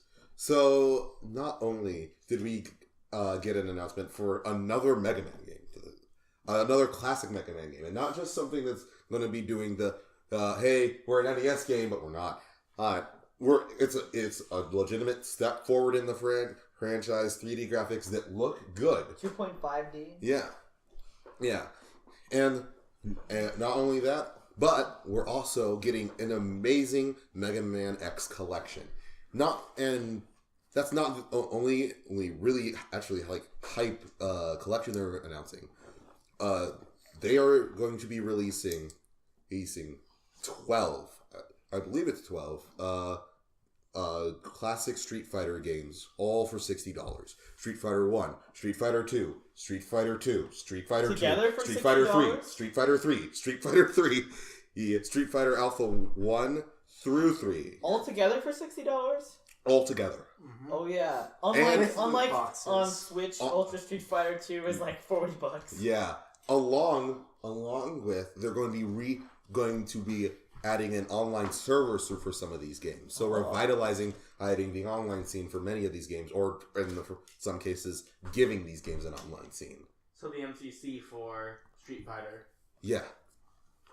It's an amazing collection, along with all the good stuff like libraries and artwork and all that. not only that, but Street Fighter V's been out for like 2 years now, and it's not been doing well. Hell, it's the least liked Street Fighter game in the main series. Sold the worst, and has consistently been pissing off its professional and casual players. Street Fighter 5? Street Fighter 5. Did that come out this year? That came out last year, but this... Did it? Or no, it came out 2015. Yeah, 2015. Really? But... Wow. Yeah. What It feels like it came out this year. Yeah. That's because it's still a disaster. Because I was That's thinking, because it's Season 2 came out. And not only was it Season 2 very controversial, introducing many new characters, like it was all new characters except for one. It was Blanca, right? No. Really? They announced Arcade Edition, which is like, yes, it's a Capcom fighter. It's not a Capcom fighter without being re-released at least 3 times. We're on our second one now. Arcade Edition is coming out this month, actually. And I'm getting it. Yeah, it looks like everything Street Fighter V's been players have been asking for. Not only are we getting legacy characters returning, like Sakura, Blanca, Sagat, we're getting a bunch of new characters. The gameplay is going to be rebalanced. All the DLC characters that were previously like unlockable are now going to be in the base game, and it just looks like a better deal. It's going to be $40, and I'm not only am I getting it, I'm getting an upgrade to it. I am buying it. It is, to me, this looks like one of the best packages one of the best things we could have asked for, and the complete right step for Street Fighter. Like Capcom is trying to make some sincere attempts to appeal to their player base and grow beyond kind of lose the bad rep they've had and they've been kind of acting like the EA of Japan for a long time. Marvel Infinite. Oof. Well, Easter eggs. Fuck off. Marvel Infinite, they're still, it's the arc, the redemption arc isn't complete yet. I would say the EA of Japan, though, will always be Konami. Oh, yes. yeah. I mean, they're now still making games. Capcom's still making games. I mean, Oh, that's true. now they're Konami fixing just Street makes Fighter. money. Maybe Marvel Infinite is next. yeah. Maybe that's gonna get that treatment in 2018. Along with the fact that we're probably going to rumors are around that we're going to be getting Devil May Cry 5, which is going to be returning to the original franchise.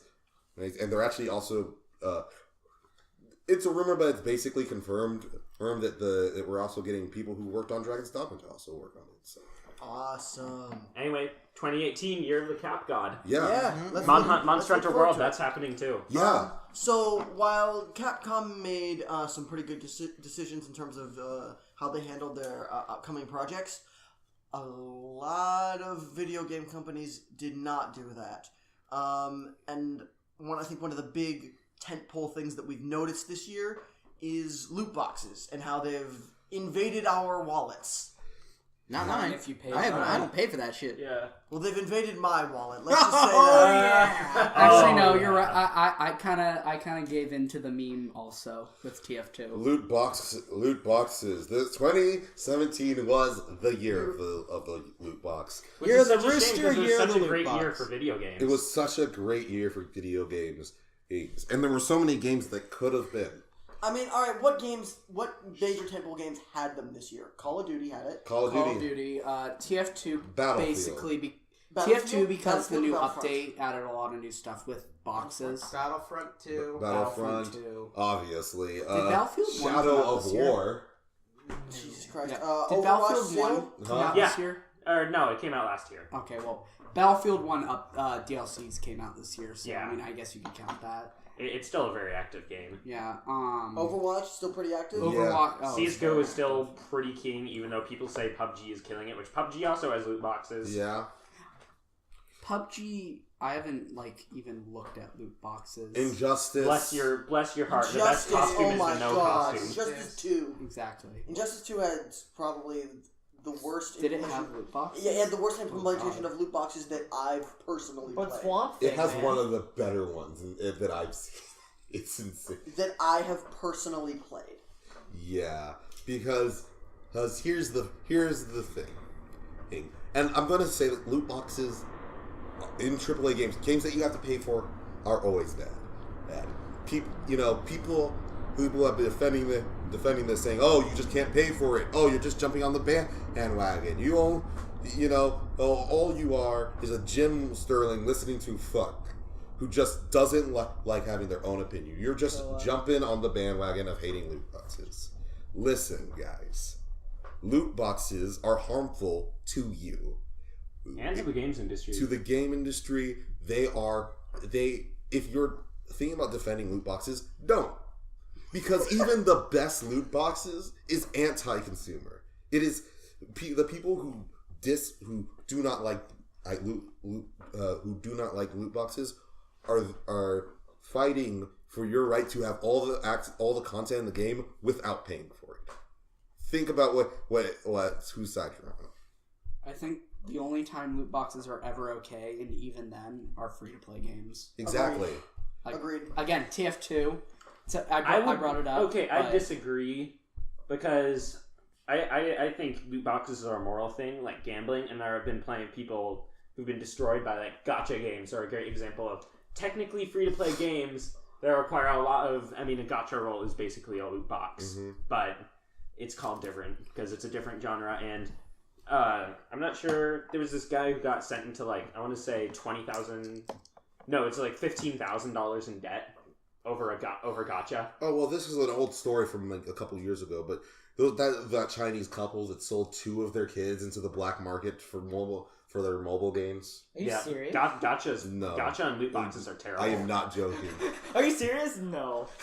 No, this is reality. Yeah, but like. Are you serious? No, man. I'm just pulling away. I'm just pulling funny joke there, right? Who would do that? Look it up. So. But yeah, so I mean, I'm just opposed to loot boxes because I feel like there is a way to do loot boxes correctly, and I feel like some free to play games do it. I feel like Warframe, it's like microtransactions is fine because I feel like. Most loot box games are purely designed to bully you into it, and I feel like while it's weird, I've run into a few free to play games that don't feel like they're exploitively trying to crawl into your wallet, and that's when I think loot boxes are fine. But on the majority of them are just kind of fucked up systems. Yeah. Speaking of microtransactions. Oh yeah, Bethesda had paid mods. Paid mods. It's back in black. No, see, it's not paid mods because you're buying the mods with creation points. You just buy the creation points with your money. Yeah. And buying a mod with creation points means you always have a little left over. Look. I think that the idea to get modders' ability to make money off of their product is a noble ambition. It's something that we should look into, but this is definitely not the way. The way they did it is not. You're just giving the developers reasons to not put content in the game when they can just have someone else make it for them and they'll still make money off of it. Not only does Bethesda rely on their modding scene too much, in my opinion. I feel like it's always good to have an active modding scene, but when it comes down to modders will pull it in, which is what a lot of Bethesda games feel as of late. Yep. Yeah. Fallout 4, Skyrim. Fallout 4 again. literally takes the idea from a Fallout 3 mod and just staples it into the game with a fancier coat of paint. Yeah. The settlement building. Really? That was for 3? The settlement. Fallout New Vegas had iron sights, but so did plenty of mods for Fallout 3. But I mean, they should have added iron sights in Fallout 3. But no, like there were like settlement building mods in Fallout 3, and they didn't actually like steal the mods code and staple it into the game. That's complete. That would be horrible. I don't like Bethesda as a company, but they're not that morally bankrupt, even though that's totally legally okay to do. I'm reasonably sure. Yeah. But they did take the idea of settlement building and kind of staple it into Fallout 4. In my opinion, badly. But I mean, I can talk about Fallout 4 for a week because I hate that game. Do you really? Yeah, I do not like Fallout 4. But anyway, no. back to Makes you paid tell me mods. Dre doesn't like Persona 5. It's just like how I don't like Persona 5. It is. But my penny on paid mods is so far every program to get community content creators the money they should get has always kind of backfired. Valve's skin and item and hat creators are supposed to get royalties, but apparently, from every source people have talked to, the royalties are basically pennies. Yeah. It's also a big... While Valve takes the master cut of all the money going from hats and crates and everything. Yeah, these are all giant, like, workaround things around, like, the really obvious thing that you should do. Put in a fucking donate button. Yeah. That's it. Yeah. I think it was Super Bunny Hop. He had an idea where it's like, game companies should commission modders to make mods. Yeah. Because mods help sell games. You know, I'm perfectly fine buying games made today that I know won't have a player base within 2 years because I know a modding scene will keep it alive. Yeah. Like, GTA 4 was kept alive for years. Battlefield 2? Yeah. Arma? Battlefield 2. DayZ is fucking, like... DayZ and... Gary's mod. That's like... Shit. Oh, man. Source filmmaker. Like, Well, that was an official actually, program. Like Gary's mod actually though. Yeah, You're actually. Fortress started out as a mod. Yeah. Yeah. Most of Valve's franchises start off as Well, mods. that's because at its core, Valve is just a bunch of very coded Quake map modders. Half-Life is actually, I think, Valve's only really, like, original thing. So much of their stuff was, like, either, like, mods. Yeah. Or, like, ideas they saw was like, oh, hey, that's cool. Portal was created was a Digipen. Molecular Drop or whatever. yeah. Portal was made by a bunch of college students. Yeah. I mean, like, Team Fortress was a Quake mod. Most of them were, like... CSGO. Yeah. They CSGO just- Counter-Strike was, like, a Yeah. Half-Life mod or whatever. Yeah, CS was a Half-Life mod. Almost all of it started as, like, mods or just an idea someone else came up with, and they were like, hey, let's do that. Yeah, but no, Dota. but I Left mean, 4 Dead. back to Super Bunny I think Hop's point is Half-Life is, like, their only really original. modders help sell games, and they help keep games alive. Like, Battlefield 2 is still alive to this day, partially because of its excellent modding scene. Yes. Despite them not selling it anymore, and you have to pirate it to be able to get it. No, you can also legally buy the discs, which are mostly bootlegs. Buying Who whole was a games is disc- hell. Who has a CD player in their computer anymore? I do. Come on. Me. I don't. I built mine without What one. we are 'cause I didn't need recording one. this on does not have a CD player. But Yeah, anyway, but it's a so laptop. paid mods, good in practice, has never turned out well. Yep. Agreed. Yeah. Or good in idea in practice has never turned out well. It's like communism. So, we're gonna skip Game Awards, right? Yeah, we are skipping a game. Alright. So, let's talk about possibly the biggest acquisition in Disney history, which is saying a fucking lot. Yeah. Yeah. Disney decided, well, honestly, Disney CEO Bob Iger needs to be nominated for fucking executive of the decade. Or of the fucking century, because he's a fucking mastermind. Disney has officially bought one of the longest going film and multimedia companies in the world, 21st Century Fox. Disregarding, not counting Fox News and Fox Sports. Yeah. Those are staying separate and are going to spin off into their own company. But the entire rights library, everything the Blue Sky, the animation studio, it's all moving over to under the Disney umbrella. Yeah. Now, while I think that this is going to be good for consumers, I think that it is an overall bad thing for the industry as a whole. They are under an investigation for being a monopoly. I don't believe they've come to a conclusion yet.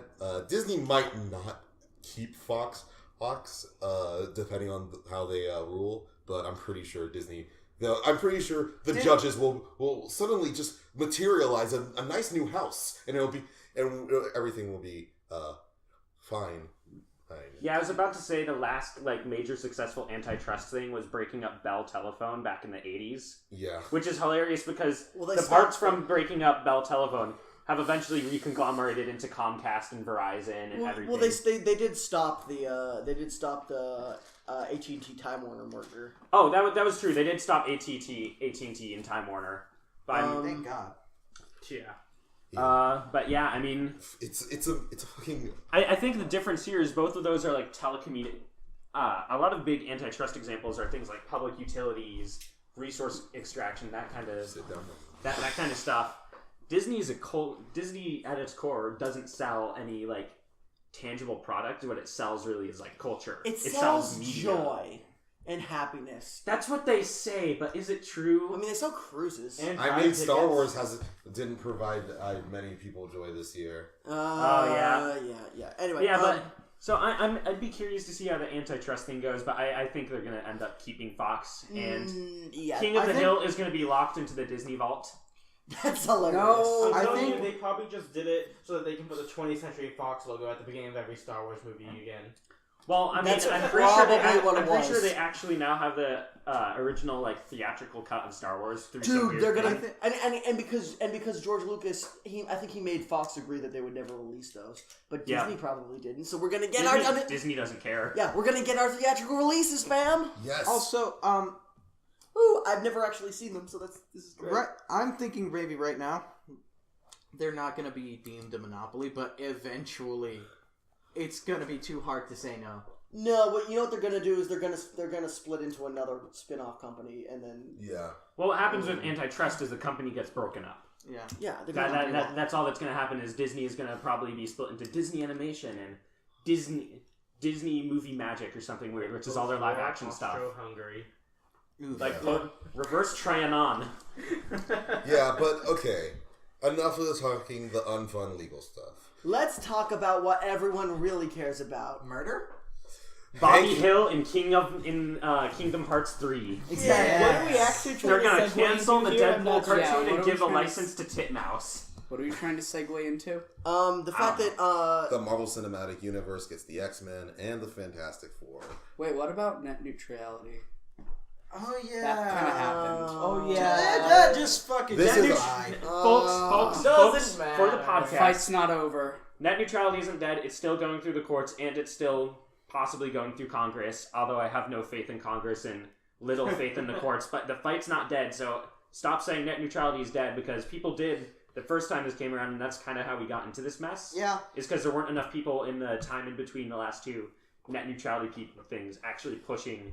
So, call your congressman and fuck Agit Pie. yep. Yeah. Call your congressman. You can't really do anything for the Ajit courts except Pai maybe has donate that money to the shit-eating EFF. face. Unless if you're like one of those crazy Twitter checkmarks who thinks that the EFF are all Nazis, then you're fine. Alright, so Okay, let's so just He has the briefly face talk of a about shit eater, I'm let's just telling briefly you. talk about the X-Men coming to Marvel and what that could mean. I think it's going to be really good for the. I think it's going to be really good because because Marvel has a good head on their shoulders. Yeah. And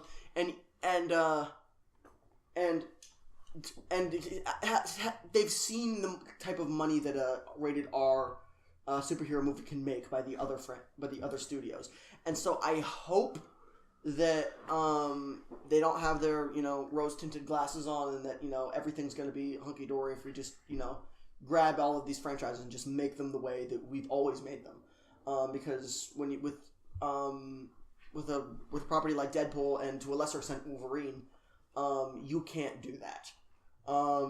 I don't think that you can. You can't really make a PG-13 Deadpool movie without the PG-13ness being the point of the movie. Yes. Just make Deadpool about fart humor. That's what we really want. That's what we really want. Yeah, I mean, You saw that episode of Ultimate Spider-Man. That shit was amazing.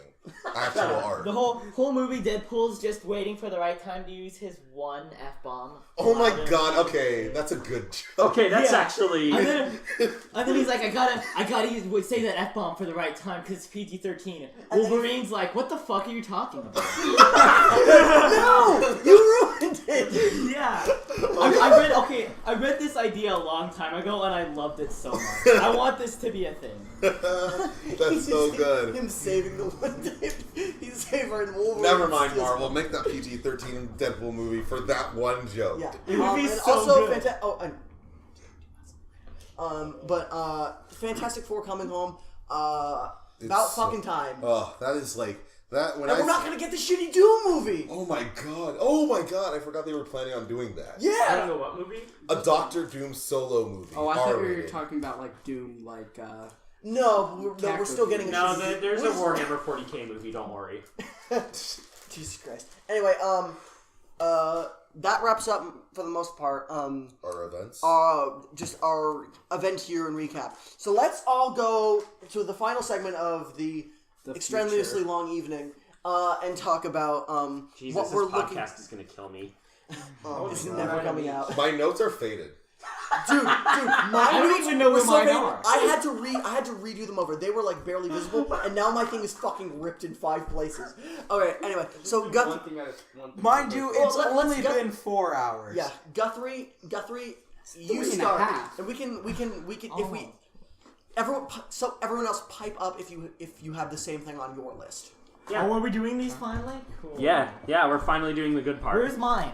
All right, so I don't know. I remember it. 2018 is gonna be a good year for me. You know, I got my art anatomy book. I don't have my fountain pen yet. I'm gonna get. I already said I'm gonna get Street Fighter Arcade Edition, so I'm not mentioning it.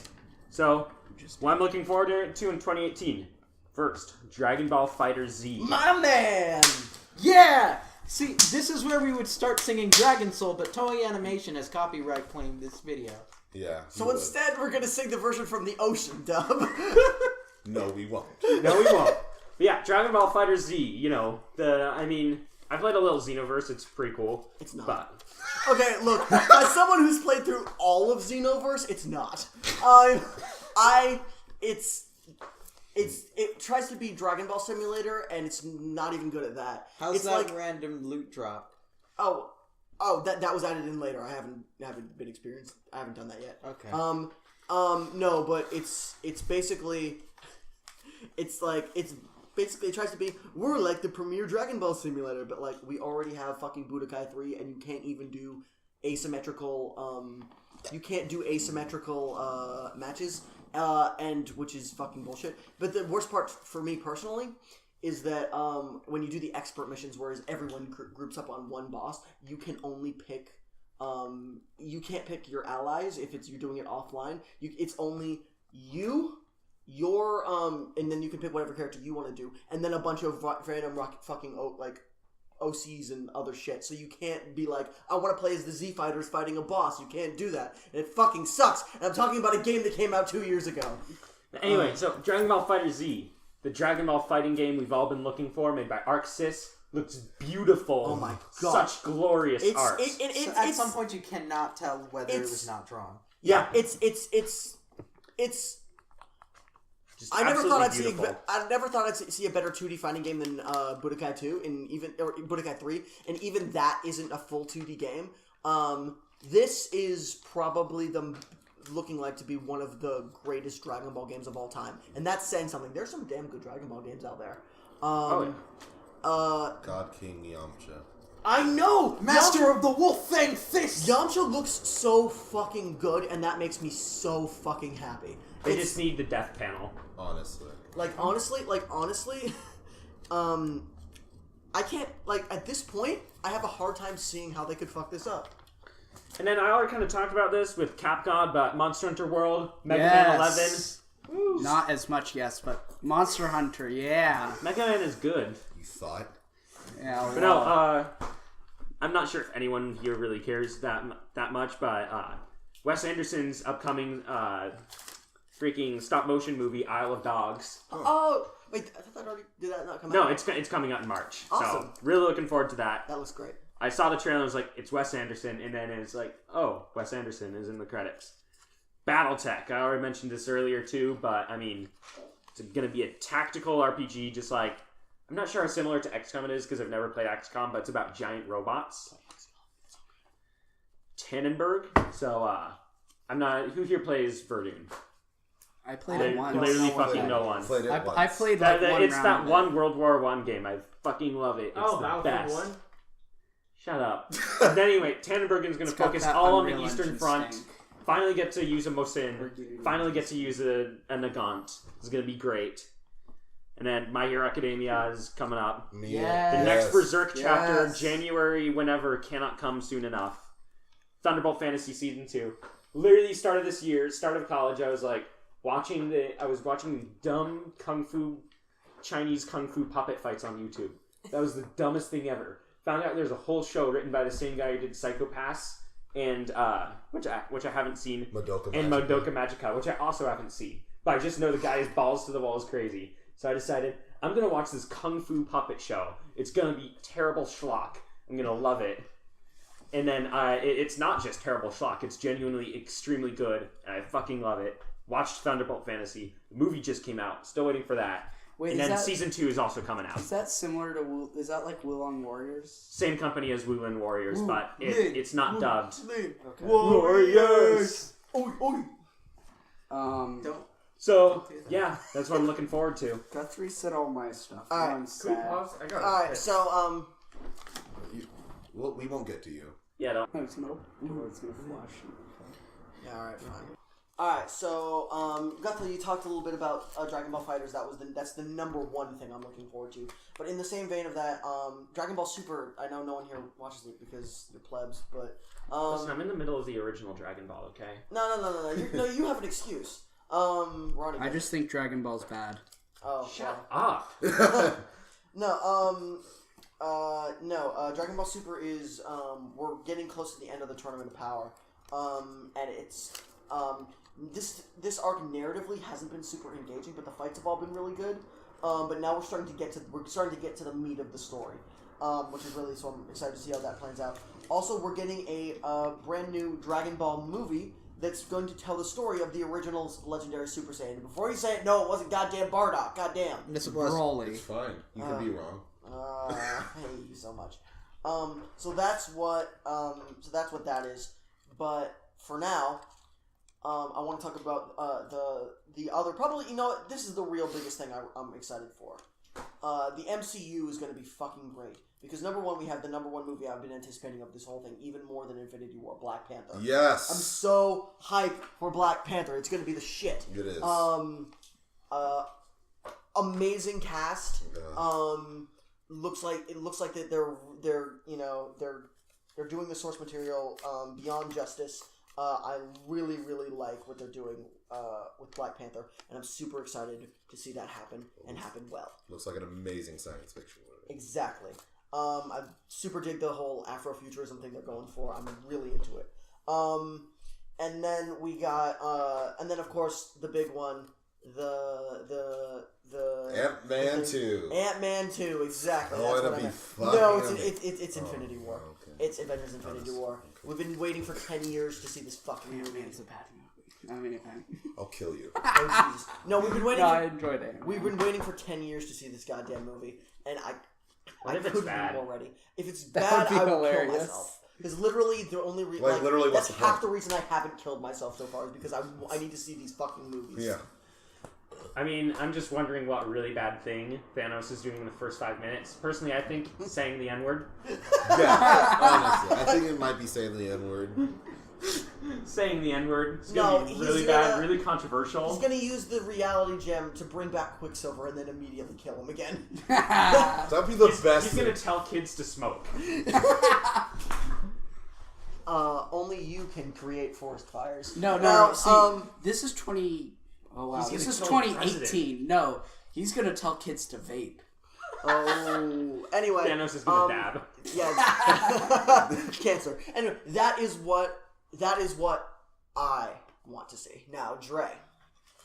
Well, shit. And gotta take my Black Panther and my Avengers. Fuck. Okay.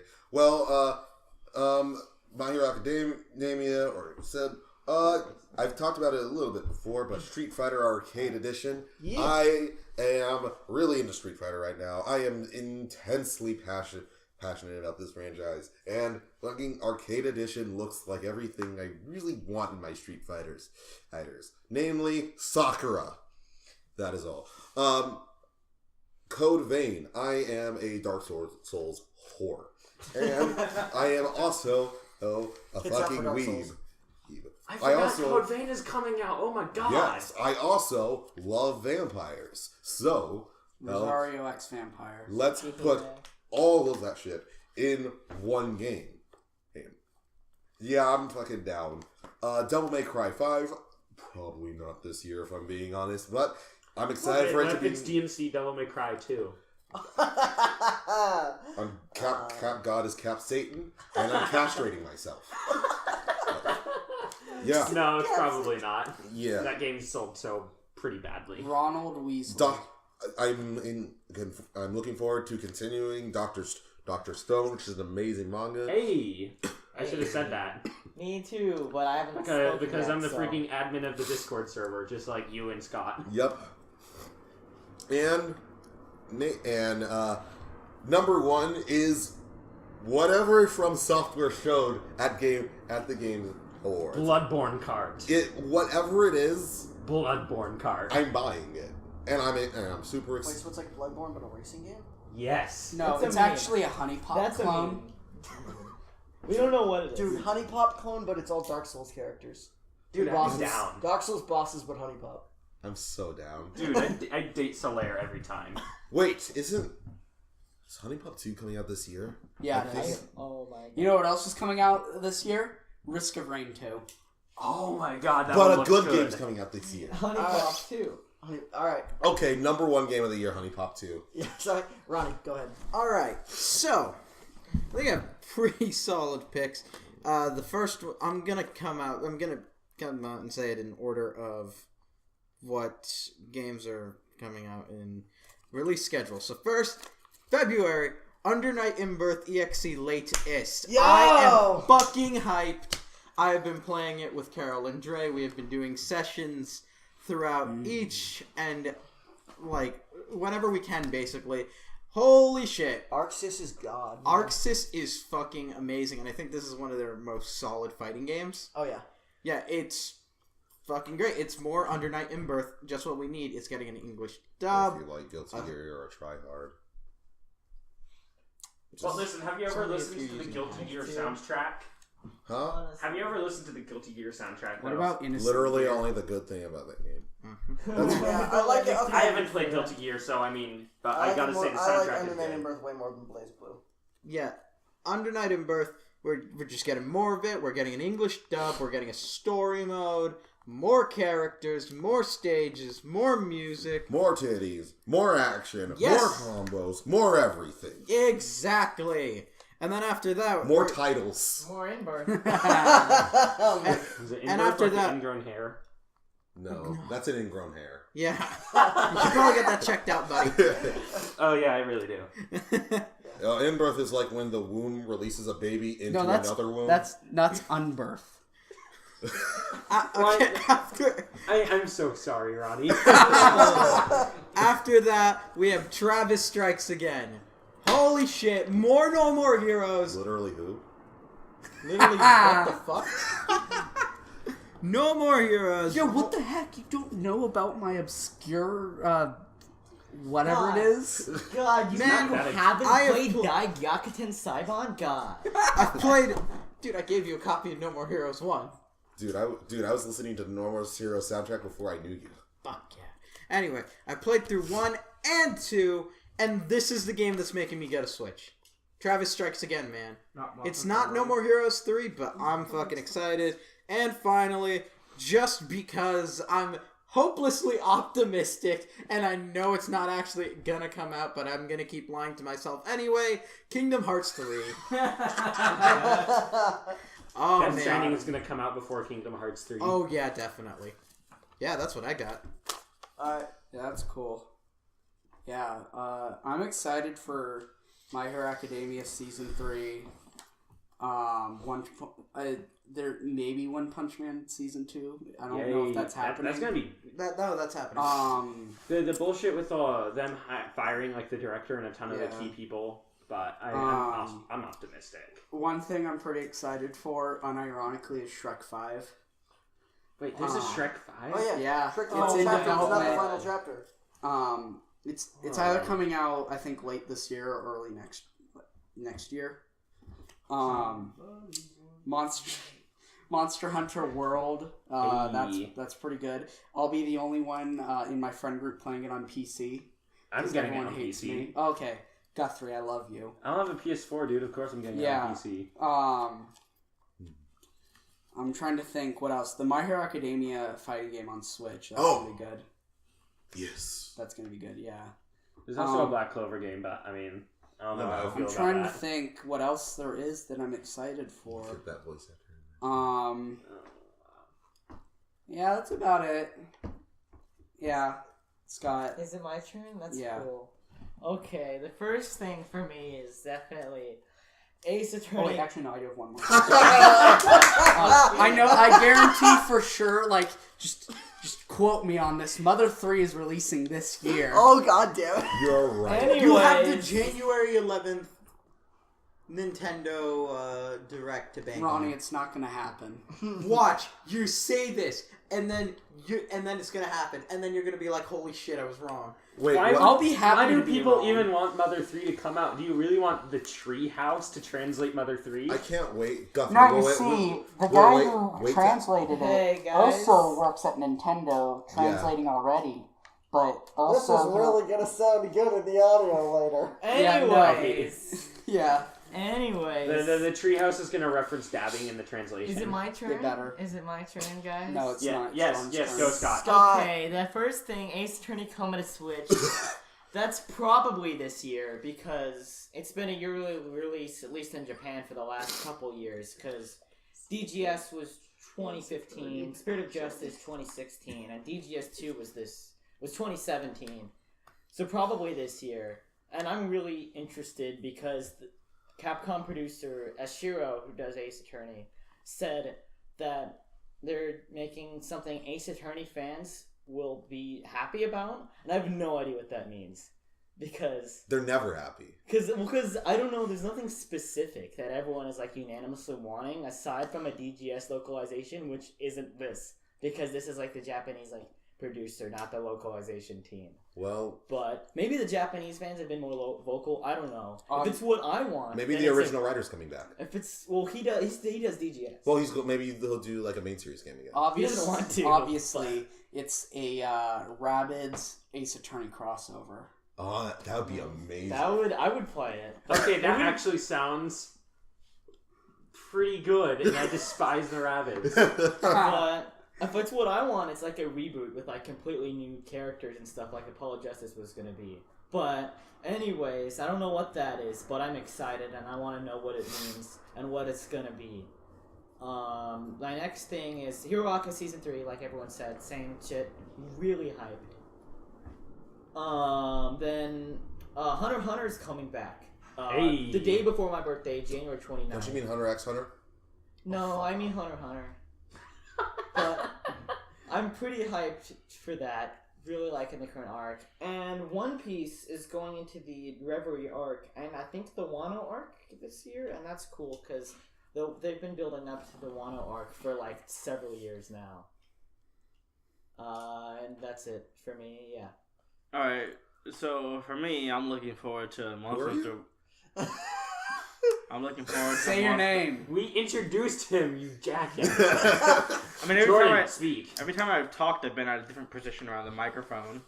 It's true. We've I love all you. moved, which must be fucking with people I'm right in now. the same spot, actually. No, you know what? If you got to this point and you've paid attention to the location of Jordan's voice, You're a fucking Also, nerd. the only one who isn't clapping right now is Jordan. well, thank you because he's closest to the mic. Well, if you paid attention to his voice, congrats. You're Let's a fucking nerd. Switch it up. Let's let Jordan speak like I was gonna intend before y'all decided to clap too. So yeah, I'm looking forward to Monster Hunter World. Probably gonna be getting on the Xbox, but it's something that I've been anticipating for a while. Although I am gonna miss its handheld roots, because I feel like that being handheld is part of the experience that comes from playing the game. You know, just being able to play it casually. And I'm looking forward to any, maybe hopefully we'll get a Victoria 3. Cross your fingers. Cross your fingers, Victoria My 3. fingers are crossed. Stop dabbing, Dre. I'd rather get Victoria 3 than a Crusader Kings 3. Yeah, I want...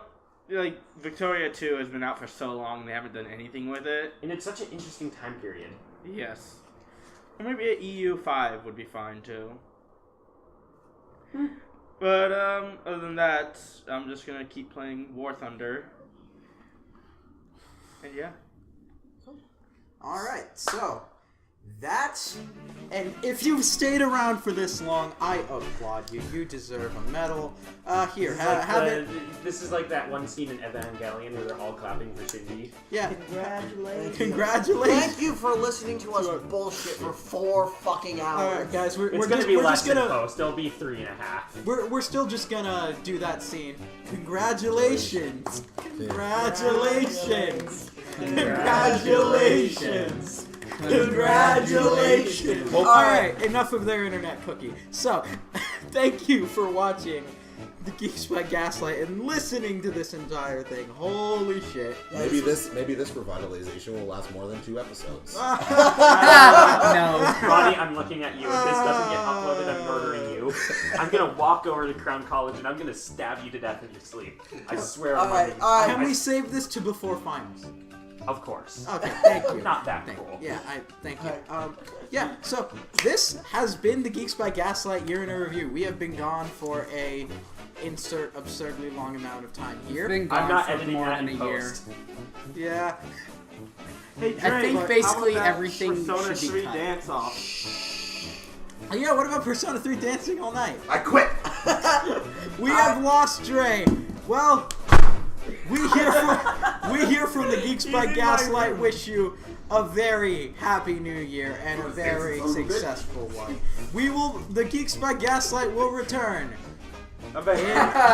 in a month or so. We will return in season 2. Of Geeks- Hot. I thought we're in That was season. bullshit. We're in like season 3 right Oh now. my fucking god, we Geeks did by it! Geeks by Gaslight Sofa Den. It only took us 5.5. No, wait. Right 6 before- hours. No, right before Sarah. Robbie saves, Fucking there's hours. Windows From has